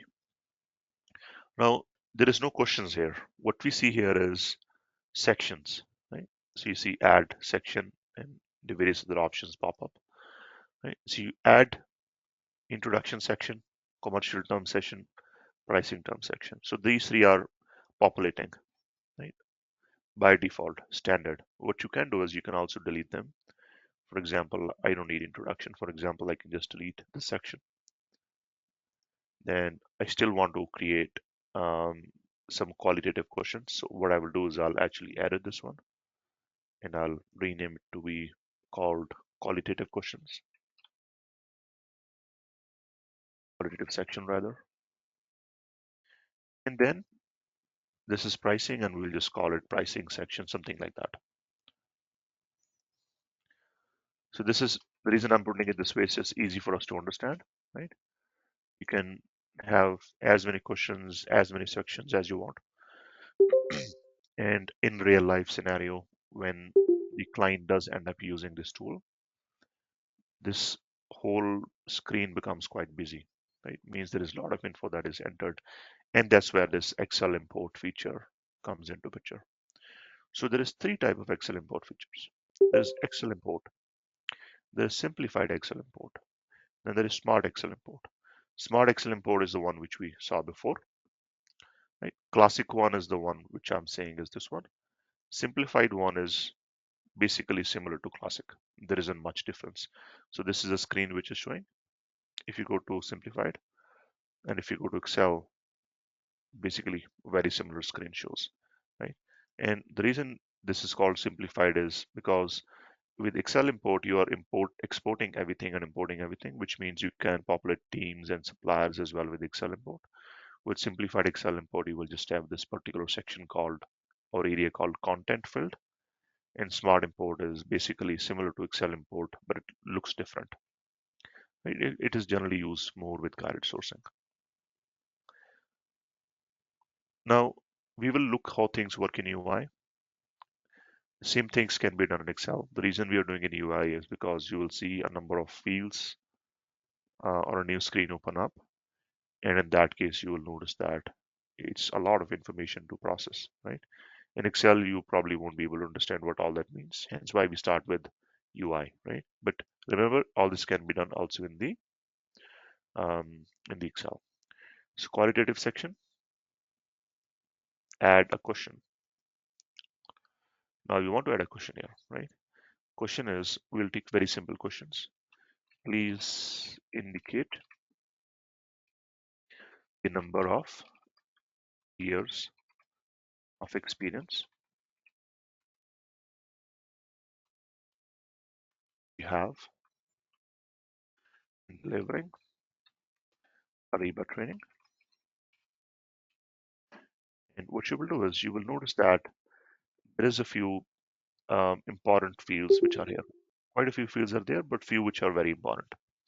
Right? Answer type is telling us when the supplier sees this question, will they see a single line text box or will they see a multi-line text box, for example, or will they see a text box which only takes decimal numbers, or will they see a calendar which is going to be a date? Will they see a yes no type of question, right? So there are various type of questions you can add, right? So all these questions can impact what supplier sees on their end, right? Whether they will see a big text box in which multiple lines can be added. It's good for paragraph type of responses. Whether they will see single line limited, right? Which is basically what we are going to look at right now. With the single line limited, you can also put something called a drop down or list of choices, right? So in this particular case, we will see a list of choices option at the bottom, right? Um, then next is, do you want supplier to give a response to this question mandatorily, right? So is the response required or is it not required, right? My feeling is it is good to have as many required questions as possible. The reason is it's going to force suppliers to give response to you, and without giving response, they will not be able to submit. Because if you do not make these qualitative questions important, suppliers will just say, put a pricing and we have a good pricing and we are just fine. Then you might end up asking these questions offline over phone. So it just saves a lot of time if you make them mandatory. Some low priority questions, you could make them optional too, right? And naturally, you might wonder, how will you as a consultant know what questions to ask? Any thoughts on there? Like how will you find out what questions to ask?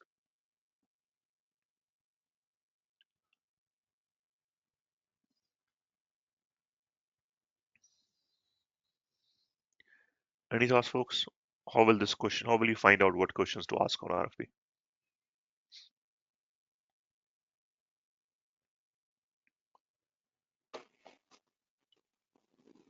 No.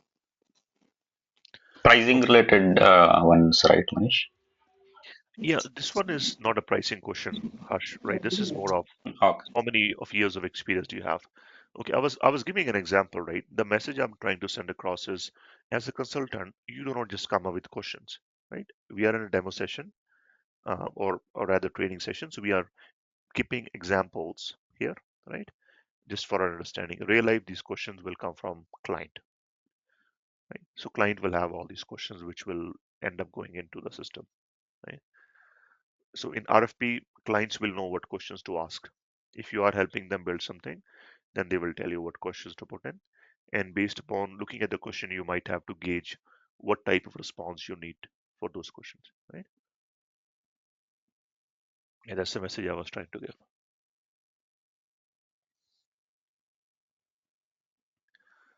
Now, we can also response required, yes. Yeah, this one is also important. Participants can add additional comments and attachments. If you say yes, let's say we will say yes here. What this does is the supplier will give their response, no doubt, it is mandatory. Optionally, they can also add some context. Okay, so they will say that, okay, we have worked for, indicate the number of years of experience in Ariba training. They might say that we have done training for 2 years in Ariba, but hello, we understand SAP thoroughly. We have done SAP training for a long time, which means if you are implementing SAP and Ariba together, we might be able to help you in SAP too, right? And since SAP and Ariba work together, they are integrated systems. You'll be able to add value from that perspective too in our training, right? Something they might not be able to clearly tell just by responding to this question in number of years, right? So this is another thing they can add, as additional context as a selling point, basically, right? And similarly, they can add some client recommendations if they want to add in attachments, right? So let's put some values. I have 1 year, I have 2 years, 3 years, 4 years, greater than or equal to 5 years, right? And click on done. So now we have added question which looks like this, right? When a supplier looks at this question, they'll be able to select the top rung value, which is going to meet their needs, basically, right? In terms of responding. So let's add another question here. Please share your approach to deliver Ariba training. And you will make this text multiple lines. And the reason is this is going to be a detailed question, right? Means that supplier will have to add probably many paragraphs or many lines into it, right? So we have made a text multiple lines. We will also say that if there is any attachments you want to add, you can add. So in that case, what could happen is supplier will say in a text box, we have a very detailed approach and a standard approach, and it's in the attached document. And you can look at that document and you can just basically put that comment in there. So it gives flexibility to suppliers who want to put content directly, like copy paste, and suppliers who also want to add attachments, right? So this is another type of question. There is many other type of questions, right? Um, I will suggest when you guys get access to Ariba, um, you guys try those questions out, right? Different type of questions yourself.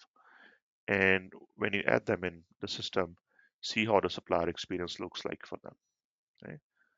And this is going to make your understanding better for sourcing, and you feel more comfortable how things work, right? Now, pricing section is a section. So we'll just add two in our example, right? We won't add a lot of questions because overall approach is still the same. You can add as many as you want. In pricing section, let's add a line item, right? So you want to indicate what is it that you really want. So we want to say Ariba training support, and please provide a lump sum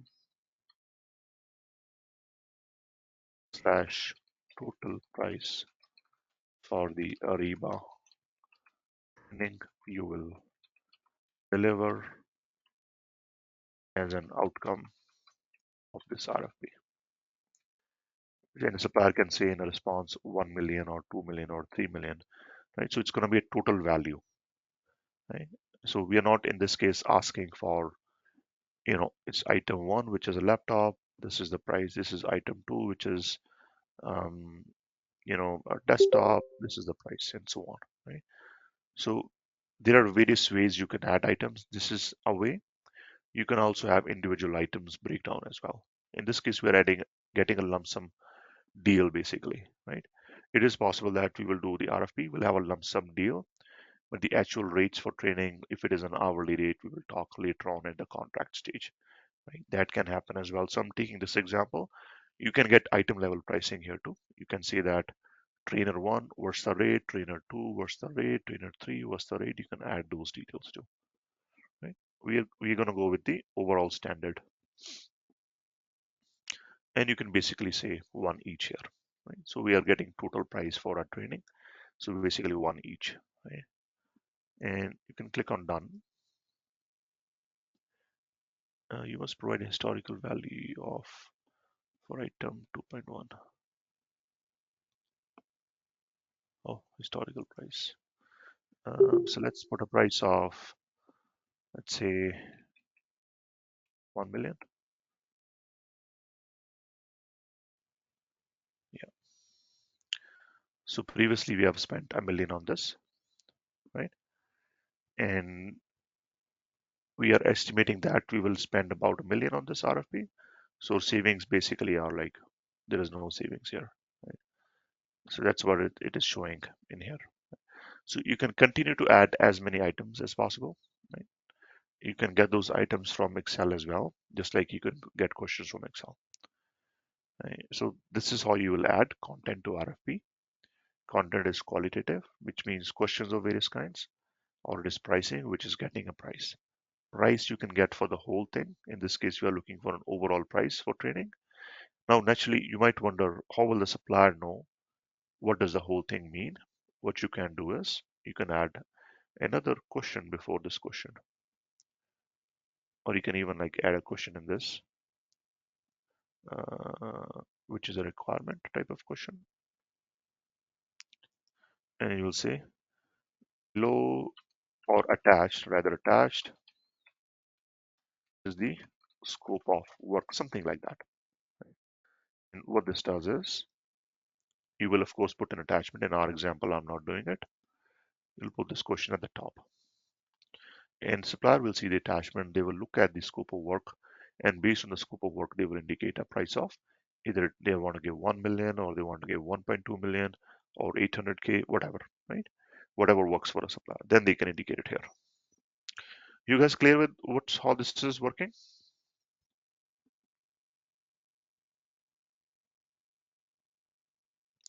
Okay, so if you guys are clear with how this is working, really the next step is clicking on next, which is like our summary tab, right? In this case, we have everything which is available in this particular sourcing, our RFP, and then you can publish. Okay. So let's hit on publish and let's see what happens. The reason I said what happens is what will happen is going to depend upon what is the configurations for the template, right?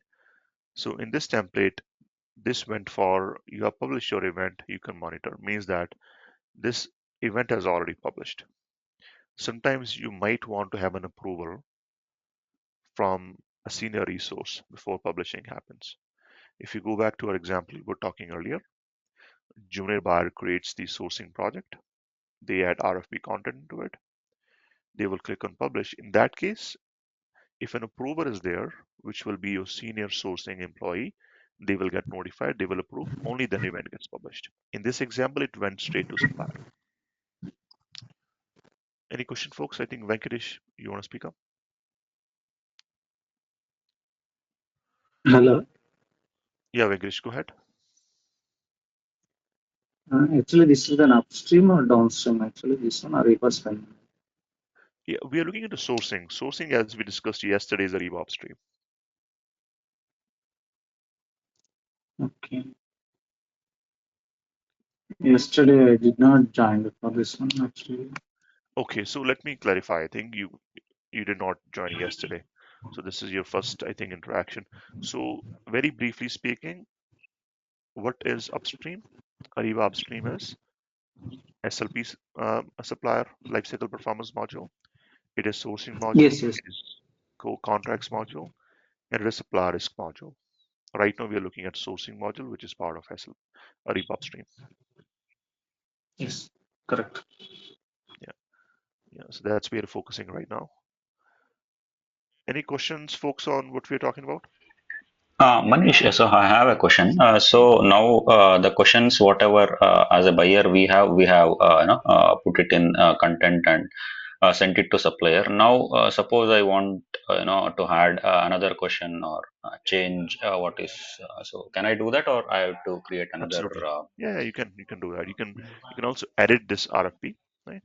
So Okay, okay, yeah, if I click on monitor, I'll be able to click on oh, edit, and then after edit, I can basically proceed. Yeah, this is the okay, option. okay, okay. Yeah, yeah, got it. Yeah, thank you, Manish. Excuse me. You're welcome. So, Manish, continuing the question, same here. Mhm. Uh, so we need to add in here, or we'll go to config backend and then add the questions? Good question. That's a very good question, actually, right? So both are possible. Typically, what happens, Rohit, is questions which are standard across various events, right, or various RFPs, you will put them in the template. The ones which are not standard, those are added when the sourcing projects are created. So it's both things happen. Okay, so the config part will be also covered while the training session is going on. That's the whole idea, right? If you guys Yeah, don't yeah, know yeah, the yeah. config, then what's the training all about? Yes, yes, yes, yes. No, because I basically joined late, my mistake. So I just wanted to understand that. That's why. Were you there yesterday, Rohit?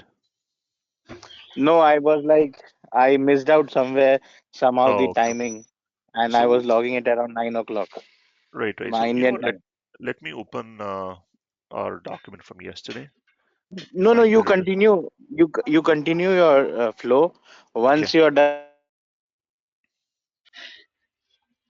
Yeah, the reason I was saying is I would like to pause here, right, and address anything coming to your mind.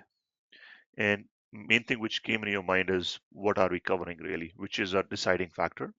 Because if you guys do not know what we are covering, then you cannot sign up, basically, right? So I want to also show you what we are covering, which was yesterday's session. We looked at various modules which are part of our training. So we discussed about Ariba in general. We talked about various upstream modules. So we will cover SLP module, process and config. Sourcing module, we're looking at process. We will also cover config. Similarly, contracts module, supply risk module.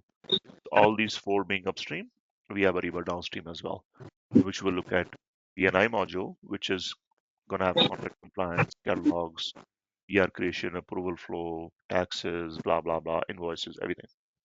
We will also look at integration, which is mainly focused on CIG because CIG is where it's a leading, you can say, middleware or the only middleware which is used these days for integrations. Also, we will look at Ariba reporting, in which we'll look at out of the box reports and also make some custom reports.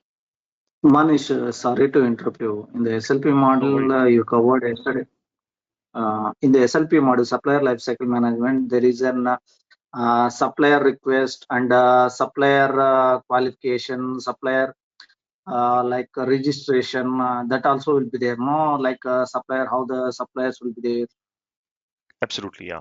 Yep. We will cover all those processes because those are part of and SLP processes. Yeah. also SLP means there for a particular supplier there should be an there may be list of suppliers based upon their qualification, based upon the supplier request, supplier registration, and also disqualifications also will be there. Like Yeah, we could absolutely. not we could not meet the all the suppliers good. We can say that one. Yeah, yeah, we will look at that, Venkatesh. Yeah. So SLP, whatever processes are part of SLP, as you mentioned, right? And there is Mhm. one more called preferred as well. So we'll cover that in addition to what you just spoke about. And also in case of an guided buying, there is an uh, what we will call it an catalogs. That is Yeah, an catalogs as well. Yep. punch out catalogs. Yeah. So in our site, see, if you don't know how punch out works, it's hard to explain. But I think simple answer is yes, we will look at punch outs as well. I won't And get into also too any much tech. any configuration required for this one punch out catalogs like Mhm. Yeah, we will look at that as well. That's going to be part of our catalogs discussion. and also for an indirect procurement like service procurement, Mhm. for the services any approval is required for creating a service PO, Service sheet or service PO? service PO. Yeah. So the thing is, in Ariba, if you remember yesterday, we discussed that PO is automatically created. So there is no approval on a Uh, PO. no. PO is automatically created based upon the PR. Correct. After the PR creation, there will be an approval actually. Yeah. After that, after that approval only PO will be created. Like in case of Correct. an service POs, any there is an approval like that will be there or for that one actually. Yes. We will cover the approval concepts as well. And to your point, Uh, PR will go through approval before PO is created. and also for asset procurements. asset procurement, like capital goods procurement. Hmm. Yeah, what about that? Like, what is there a particular thing you're interested in? Like in asset procurement? The way asset works in Ariba is slightly different than the way it's going to work in SAP, though, by the way. We will look at that, Actually, how it works mhm. when it comes to asset. Yeah, we can cover that too. I do not cover assets normally because they basically work in the same way that things work. Means actually I'm in case of an asset procurement, there is a one thing, that asset number should be there, and also that for that asset number there is a cost and required, and also, and we that asset number will be come from S4, or in case of an how S4, this one in case S4. Yeah, S4 HANA. yeah, Yes. Yeah, okay. exactly. So that's why I was saying, if you think about asset procurement in area in Mm, Ariba, it's pretty much same to, let's say, procuring mm, with the cost center. mm. It's in the end a cost object that is different. Yeah, we'll talk about that too. Yeah. Okay. And also, like in case of an guided buying, there is an invoice will be there. Okay. uh, that invoice reconciliation, some like any full about three-way matching for this one guided buying. We will cover three-way matching as well, inverse reconciliation, how that process works, what are the various things to look Okay. at when you're doing config. Yeah, we'll cover that too. Okay. Hmm.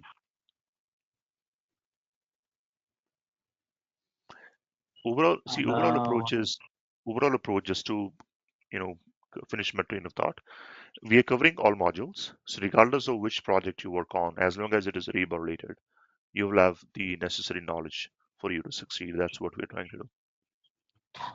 okay. Currently, actually, I'm working with direct procurement. Actually, in case of Hmm. my implementation project, Hmm. that is an indirect procurement comes about the Ariba actually. Correct. I have an very basic knowledge about the Ariba here, but Hmm. I never touched the configuration or any like this one. But when I see the videos of this one Ariba indirect procurement, how the service procurement will happens, what happened in case of my project, in case of a service procurement, where the PO will be created in it, that PO will be close to S4 HANA, directly invoice will be created. There is no service entry sheet will be created. Hmm. It is actually two-way matching in case of an indirect procurement here. Uh, Okay. this is how happens here.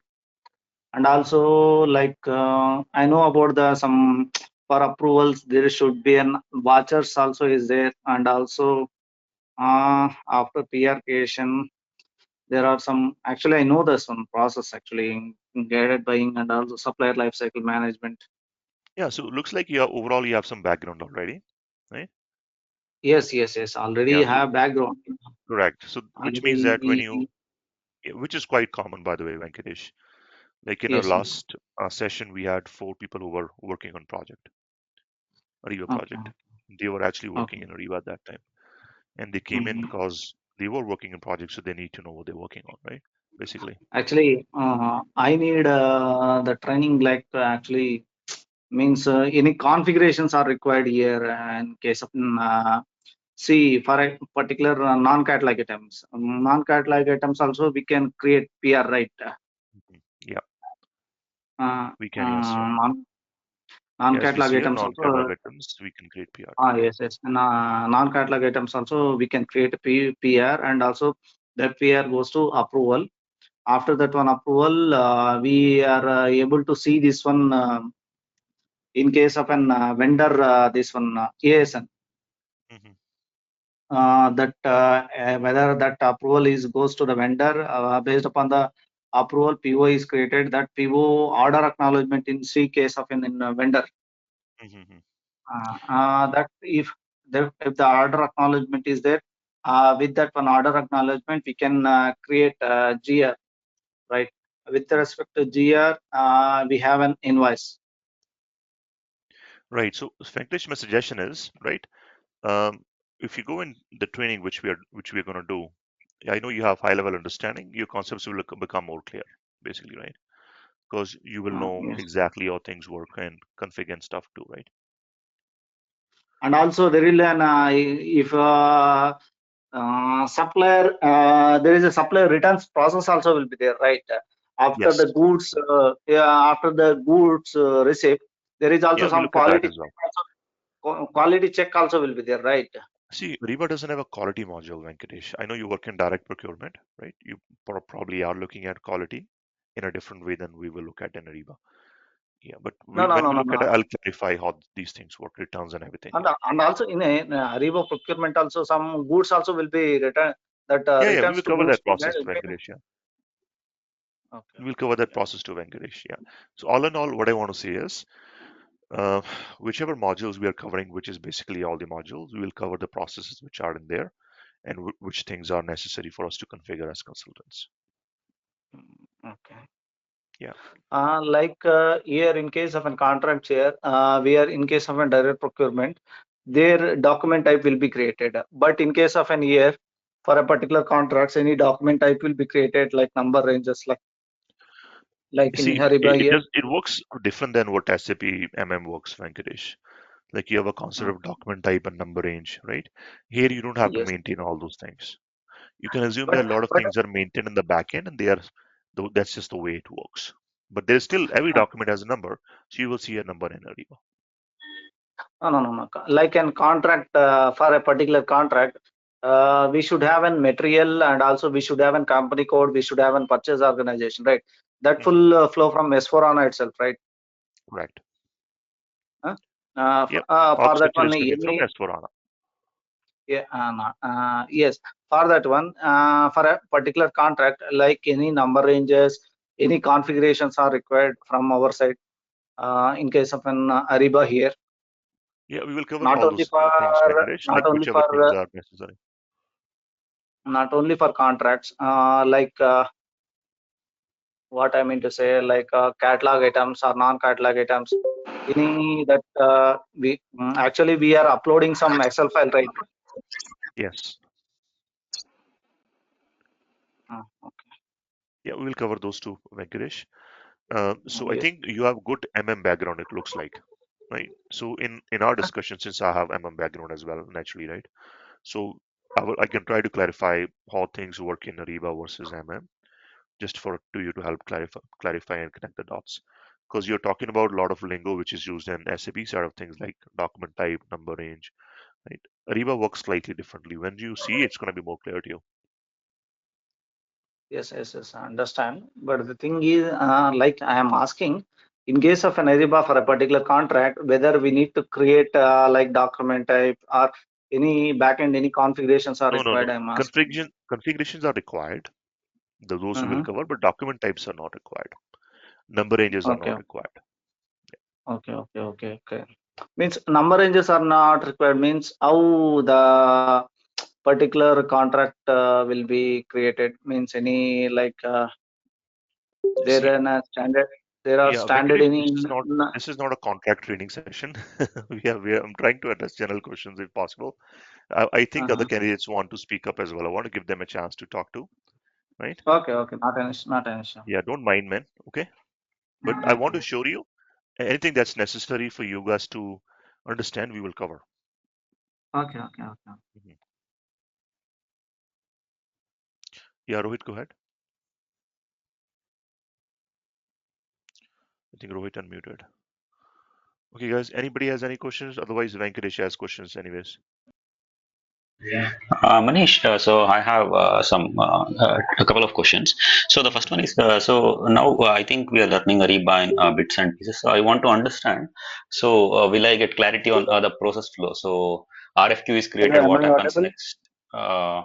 So like that until the award, until the payment is done, in the downstream or in ECC. So Right, right right, from right. RFQ creation, if it is done in ECC or in somewhere in the ERP, Yeah, see, how it process comes is to the process. Yeah, absolutely.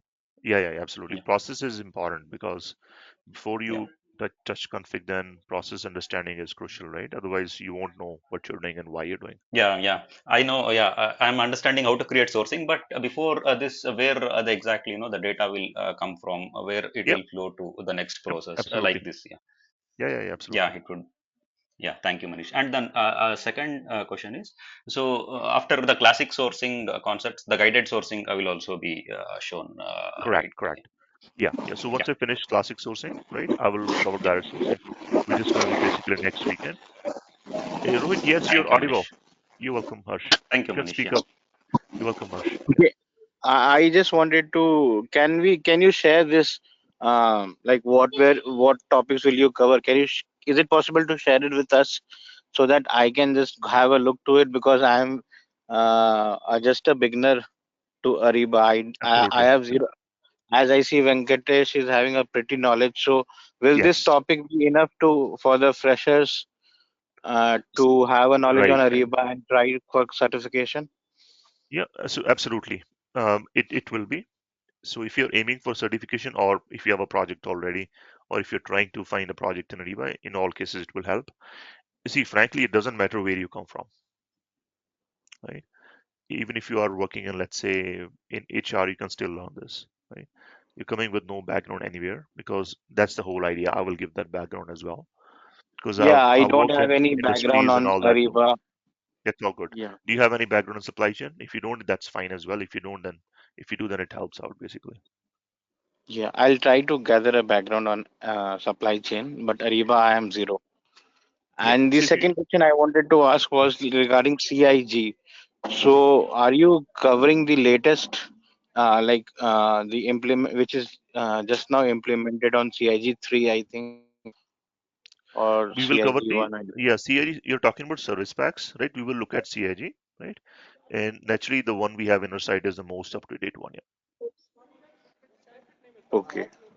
So you'll be covering that also, like what is the Correct. advantage and moving from upgrading to CIG 3 or CIG, whatever the upgradation is there. See, basically, always think of it this way. Ariba is going to support CIG. What if there are bugs, and what if you need Ariba support, right? Because Ariba has a Yes. huge support team as well. If you are on a service pack that is more than two service packs old, then there is no support. So you really have to update. That is the only option. There's no pros and cons to it. Okay. Okay. Yeah. So which means they almost force you to update it. Okay. Okay. I'll be looking forward for the syllabus so that Yeah. I'll So have. Sana can share this with you. I'll send it to Sana, like this and today's notes, and this has basically what is covered. What are the modules? Very brief example of what all those modules mean, right? And whatever is noted down here basically is what we will cover. So the session will be only for the weekend one, right? From like India time 8 to 10 or Yes, 7 to that's the 10. timing. That's the timing. Yep, yep. Okay. 7 to 10. Yeah. Manish, can you possible to send yesterday's and today's what we can cover actually recorded Yeah, session? absolutely. So today's session and yesterday's, which was demo, I will send to Sana, and I'll ask Sana to share with you guys, unless she is planning on doing that already. If it helps you guys, yeah. Okay. And it is a weekend training only, not a daily training here. It is weekend training only, yes. And what is the hours of training, Manish, actually? How many hours Seven, are there? yeah, 7 to 10 IST. No, no. Yes, understand. How many hours of training are there? For how many months? Oh yeah, so we'll have 12 sessions total, and each session is about, I would say, 3 hours. So around approximately 40 hours. Oh, 12 Pankaj, seven go ahead. sessions in 1 month. So you'll be giving us a hands-on experience also. Obviously, you will be giving us. Right, absolutely. Hands-on experience I will give. So it's like a month and a half. Okay. 6 weeks, 6 times 2, 12, 12 sessions. Um, barring any, And you know, and one thing, Manish, yeah. actually, in case of an Ariba, we are having three, right? Upstream different server and downstream also different server, right? Venkatesh, I will not answer this question because you are thinking about SAP mostly. There is no server concept here, Venkatesh. It's all in the cloud. No, no. Yes, yes, it is on the cloud only. But like Ariba spend management, Ariba supplier lifecycle management. There are two Oh, different, you right? Ariba. Yes, yes. They might be in a data center, which could be in like Europe, or they could be in, in China, Uh, wherever. Yeah. uh, But that doesn't impact what we do. When a client gets a uh, site, depending upon where the client is, like it's a okay, North American okay. client, it might be in California data center. European client might be in the Europe data center. That doesn't impact what we're doing, by the way. No, actually, in my project, actually, we are having the three manufacturing plants. Actually, one is Atlanta, one is in China, It doesn't matter, one is Venkatesh. in. Those are basically for direct procurement. If you're ordering anything indirect, you don't need different servers for doing Ariba. Okay, okay. Yeah. Yeah, I think it's a good starting point to have that background, because if you have that background, it also adds to the overall group as well. Then you can try to relate different concepts. And one So thing, that's Manish, I great. want to ask last questions. Actually, this one material groups are there will be right. Actually, in case of an in ES4, Hmm. this year we will call it as a commodity groups, right? Correct. For that commodity groups, like any level one, level two, level three, are will be there. Hmm. Means for a particular material group, this is a level one. For a Hmm. particular material group, this level two, level three, Right. like that. Any will be there. Right. Right. Right. Okay, okay, okay, Yeah. okay. I need to So, understand. but in Ariba, we don't have a any material group now. It's like blank. So Rohit, I'll take this question, park this one. We will see how that works. It will be hard for me to explain in like one line unless I show you Yeah, yeah, guys because how that works. I was just got confused when Venkatesh told. I was like blanked out Yeah, what he's asking. That's why. correct. You don't worry about Venkatesh is coming from SAP background, so he's gonna use a lot of SAP language. That's fine. But once we look in the system how it works, it's gonna be more clear naturally. So Pankaj, you have a question? You can go ahead. I know you have raised hand for a long time. Yeah, I just want to know one thing. Actually, would you provide any kind of test site to practice on? Because Yeah, after doing you all will. these Yes. ones, one needs to at least understand because somebody is, I think, not very much from this background, I guess, right? So, any Yeah, that's practice all site good. would be Of course. shared to make a practice possible. Yeah, that's part of your training as well. When you guys sign up, you'll get access to Ariba site too. Yeah, fine. Mhm. Okay, folks, any questions? I think Manoj and Preeti have not spoken up. Anything Yeah, you guys just have on your one more mind? question, Manish, before, Yeah, yeah. Pankaj. Because most of the time, because I'm not from this Ariba background, to be very frank, I'm just working with Oracle and all. I just want to Hmm. know one thing because I see the questions many a times from different people who are just taking an interview for Ariba. They always Hmm. all this time they try to ask you how many implementation one have done, right? So Hmm. can you please tell me what is the meaning of implementation in this? Is this a part of doing end-to-end procurement process, or just doing a certain process, or a kind of complete installation have done? Maybe installation is it's not a premises-based one, it's a cloud-based one. But what is the meaning of implementation in this? Yeah, so you have worked on a project basically in which Ariba was implemented. Doesn't matter which modules. So if you have implemented just Ariba sourcing, that is still an implementation project. You mean to say exactly if somebody is working as a third party consultant somewhere, right? If Hmm. this person is using this particular platform for some certain kind of procurement for a client, right? So is that Hmm. if you're working on one client, is that one implementation? Is it? See, if you're, let's say you're working as Ariba support, it's a support project, right? That is going to be basically one support project. That's not implementation. Implementation means Okay. that you're implementing Ariba for a client. So implement sourcing for one client, that's one implement. Implementing contract for another client, that's second implementation. Implement But BNI for another there is client, no that's third implementation. use of HANA in that. I think one should not exactly be through HANA also, right? Only the functional part is also part of implementation. Correct, correct. It's not really which ERP you worked on, which version of ERP you worked on, how many ERP projects. That's not it. It's Ariba basically, right? So we will look at how implementation projects work and what you guys go through Yeah. when those, projects are, going on. What's your role in there? What to keep in mind and all that. Yeah. And one, if takes the admission over here, so I think has to go for all the upstream and downstream, or one can customize it as per the requirement too. So I think if I get your question, you're saying, does one have to learn everything? I just somebody says that it start with the spend analysis, go with the PO process last, final payment process, right? So Oh, if I see, I somebody wants see. to customize it, because if somebody is just working on a short project and wants to Hmm. go for a limited, because it may be possible after 15, 20 days, I'll be given this authority to work on. Right. So Hmm. if one wants to exactly finish it in a short period of time and wants to just cover a little bit of that, is it possible? Or one has to start to go to the final one, I think the whole process. So think of it this way: what we are doing in training, you can get parts of it as Right. your job too. You could get an enhancement project, for example, in sourcing. Right. Right? Then you just work on that part. That's quite That's possible. fine. I've done those too, by the way, small ones here and there too. Right.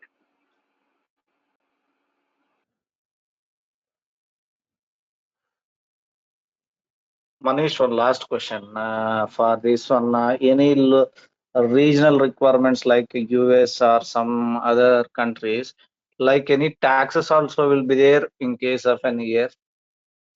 I will cover tax configurations, how they work in Ariba. I'm not covering country-specific taxes because we have how many countries in the world? Probably 100 countries. In 100 countries, Uh, probably la- have 50 no, provinces. no, So there no, is gonna be not like that, not like that. For EMEA, LATAM, and also Latin America, uh, right? See, I'm not covering any yes, regions for taxes. I'm covering how taxes work in Ariba.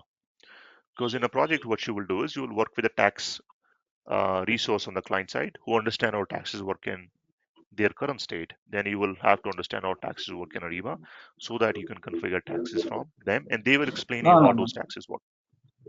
I understand. But the thing is, like in case of an PO, here also some lot of taxes also integrated in case of an Ariba. I'm asking actually Taxes here. are there, yes, absolutely. Taxes Uh, are part of purchases, yeah.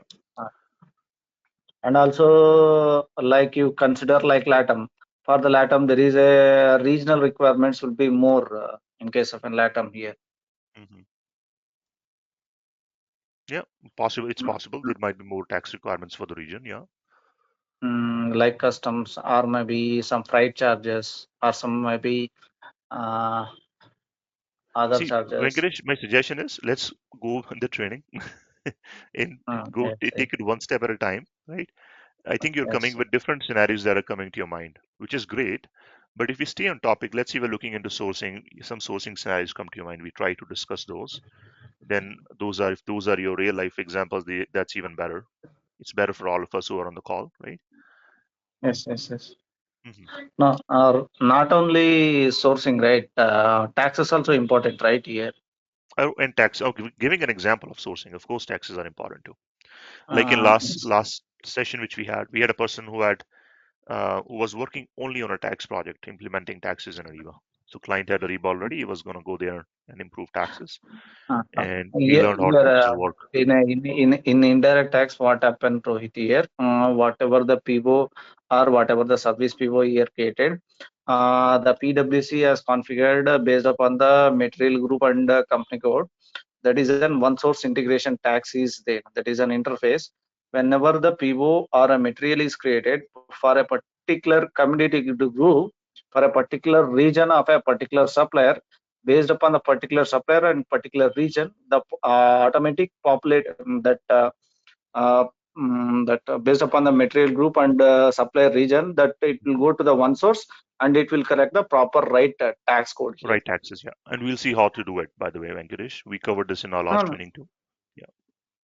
Yes, yes. Actually, in my project, it is actually like one source is an one integration interface is there that Hmm. it will be for a particular US, for a particular China, for a Hmm. particular Ireland.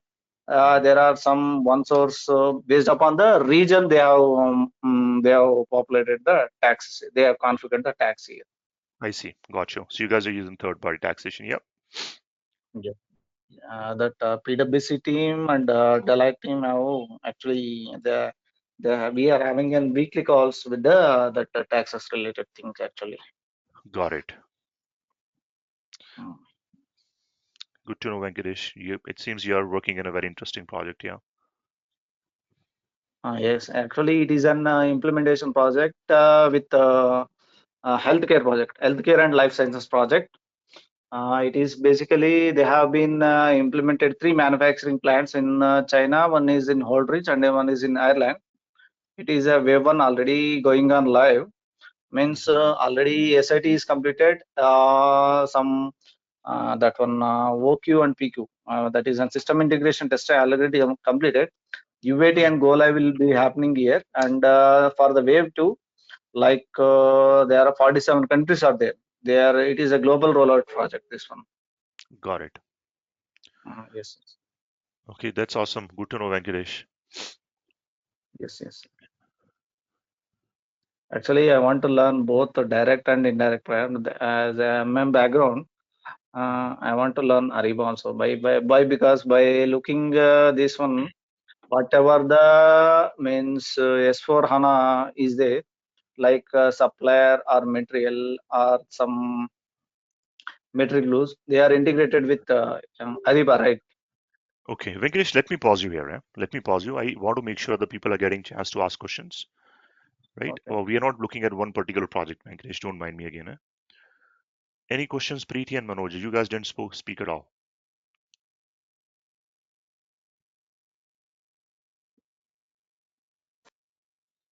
Hi Manish, my side no any doubts. I am No okay with doubts. Okay. your class.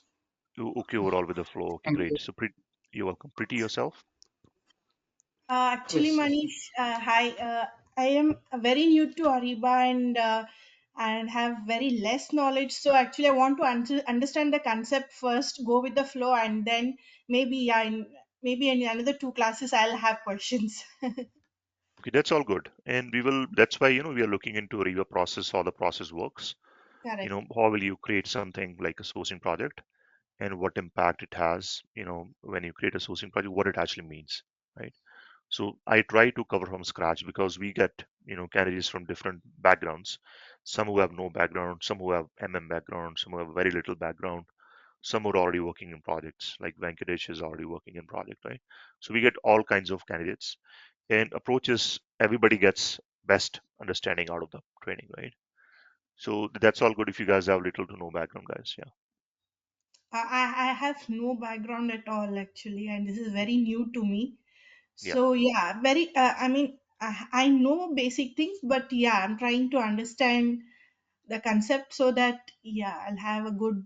At the end, I'll have a good approach to it. correct. And a lot of it is also since you will get site access after our sessions. Say if you are very new, listen to the recordings, go through the notes, try to Correct. replicate in the test site access you have to further enhance your understanding. It will also depend upon how many time you can put in yourself in addition to doing the training, right? Just like we go Mhm. to school, sometimes we do homework, sometimes we do not do homework. If we do homework, it's good for us, our understanding, right? Same approach. Okay, Manish, thank you so much. Welcome, Preeti. Okay, folks, if there is no question, I would like to end the call right now. And I will send these notes over to Sana. Sana can send these notes over to you guys, especially the first one, because it has almost what we are looking to cover. You guys Manish, good with that? one last Yeah, question. yes. So the master data upload, how to customize our regions department, so that will also be covered, right? Because you shown us some details like Some data EMEA. fields are there, right? Yeah, Yeah, yeah. absolutely. Uploading those details into Ariba, that will Hmm also be covered, right? Yes, Okay, yeah, got it, Manish. Thank you. you're welcome, folks. Okay, folks, you have a nice evening, and we will chat again next Saturday at 7 p.m. IST then.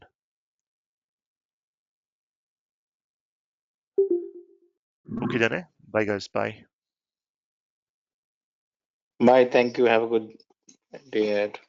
Thank you, Manish. Bye, guys. Thank you. Bye, Thank you, everyone. Manish. Bye. Thank you. Thank you. Bye.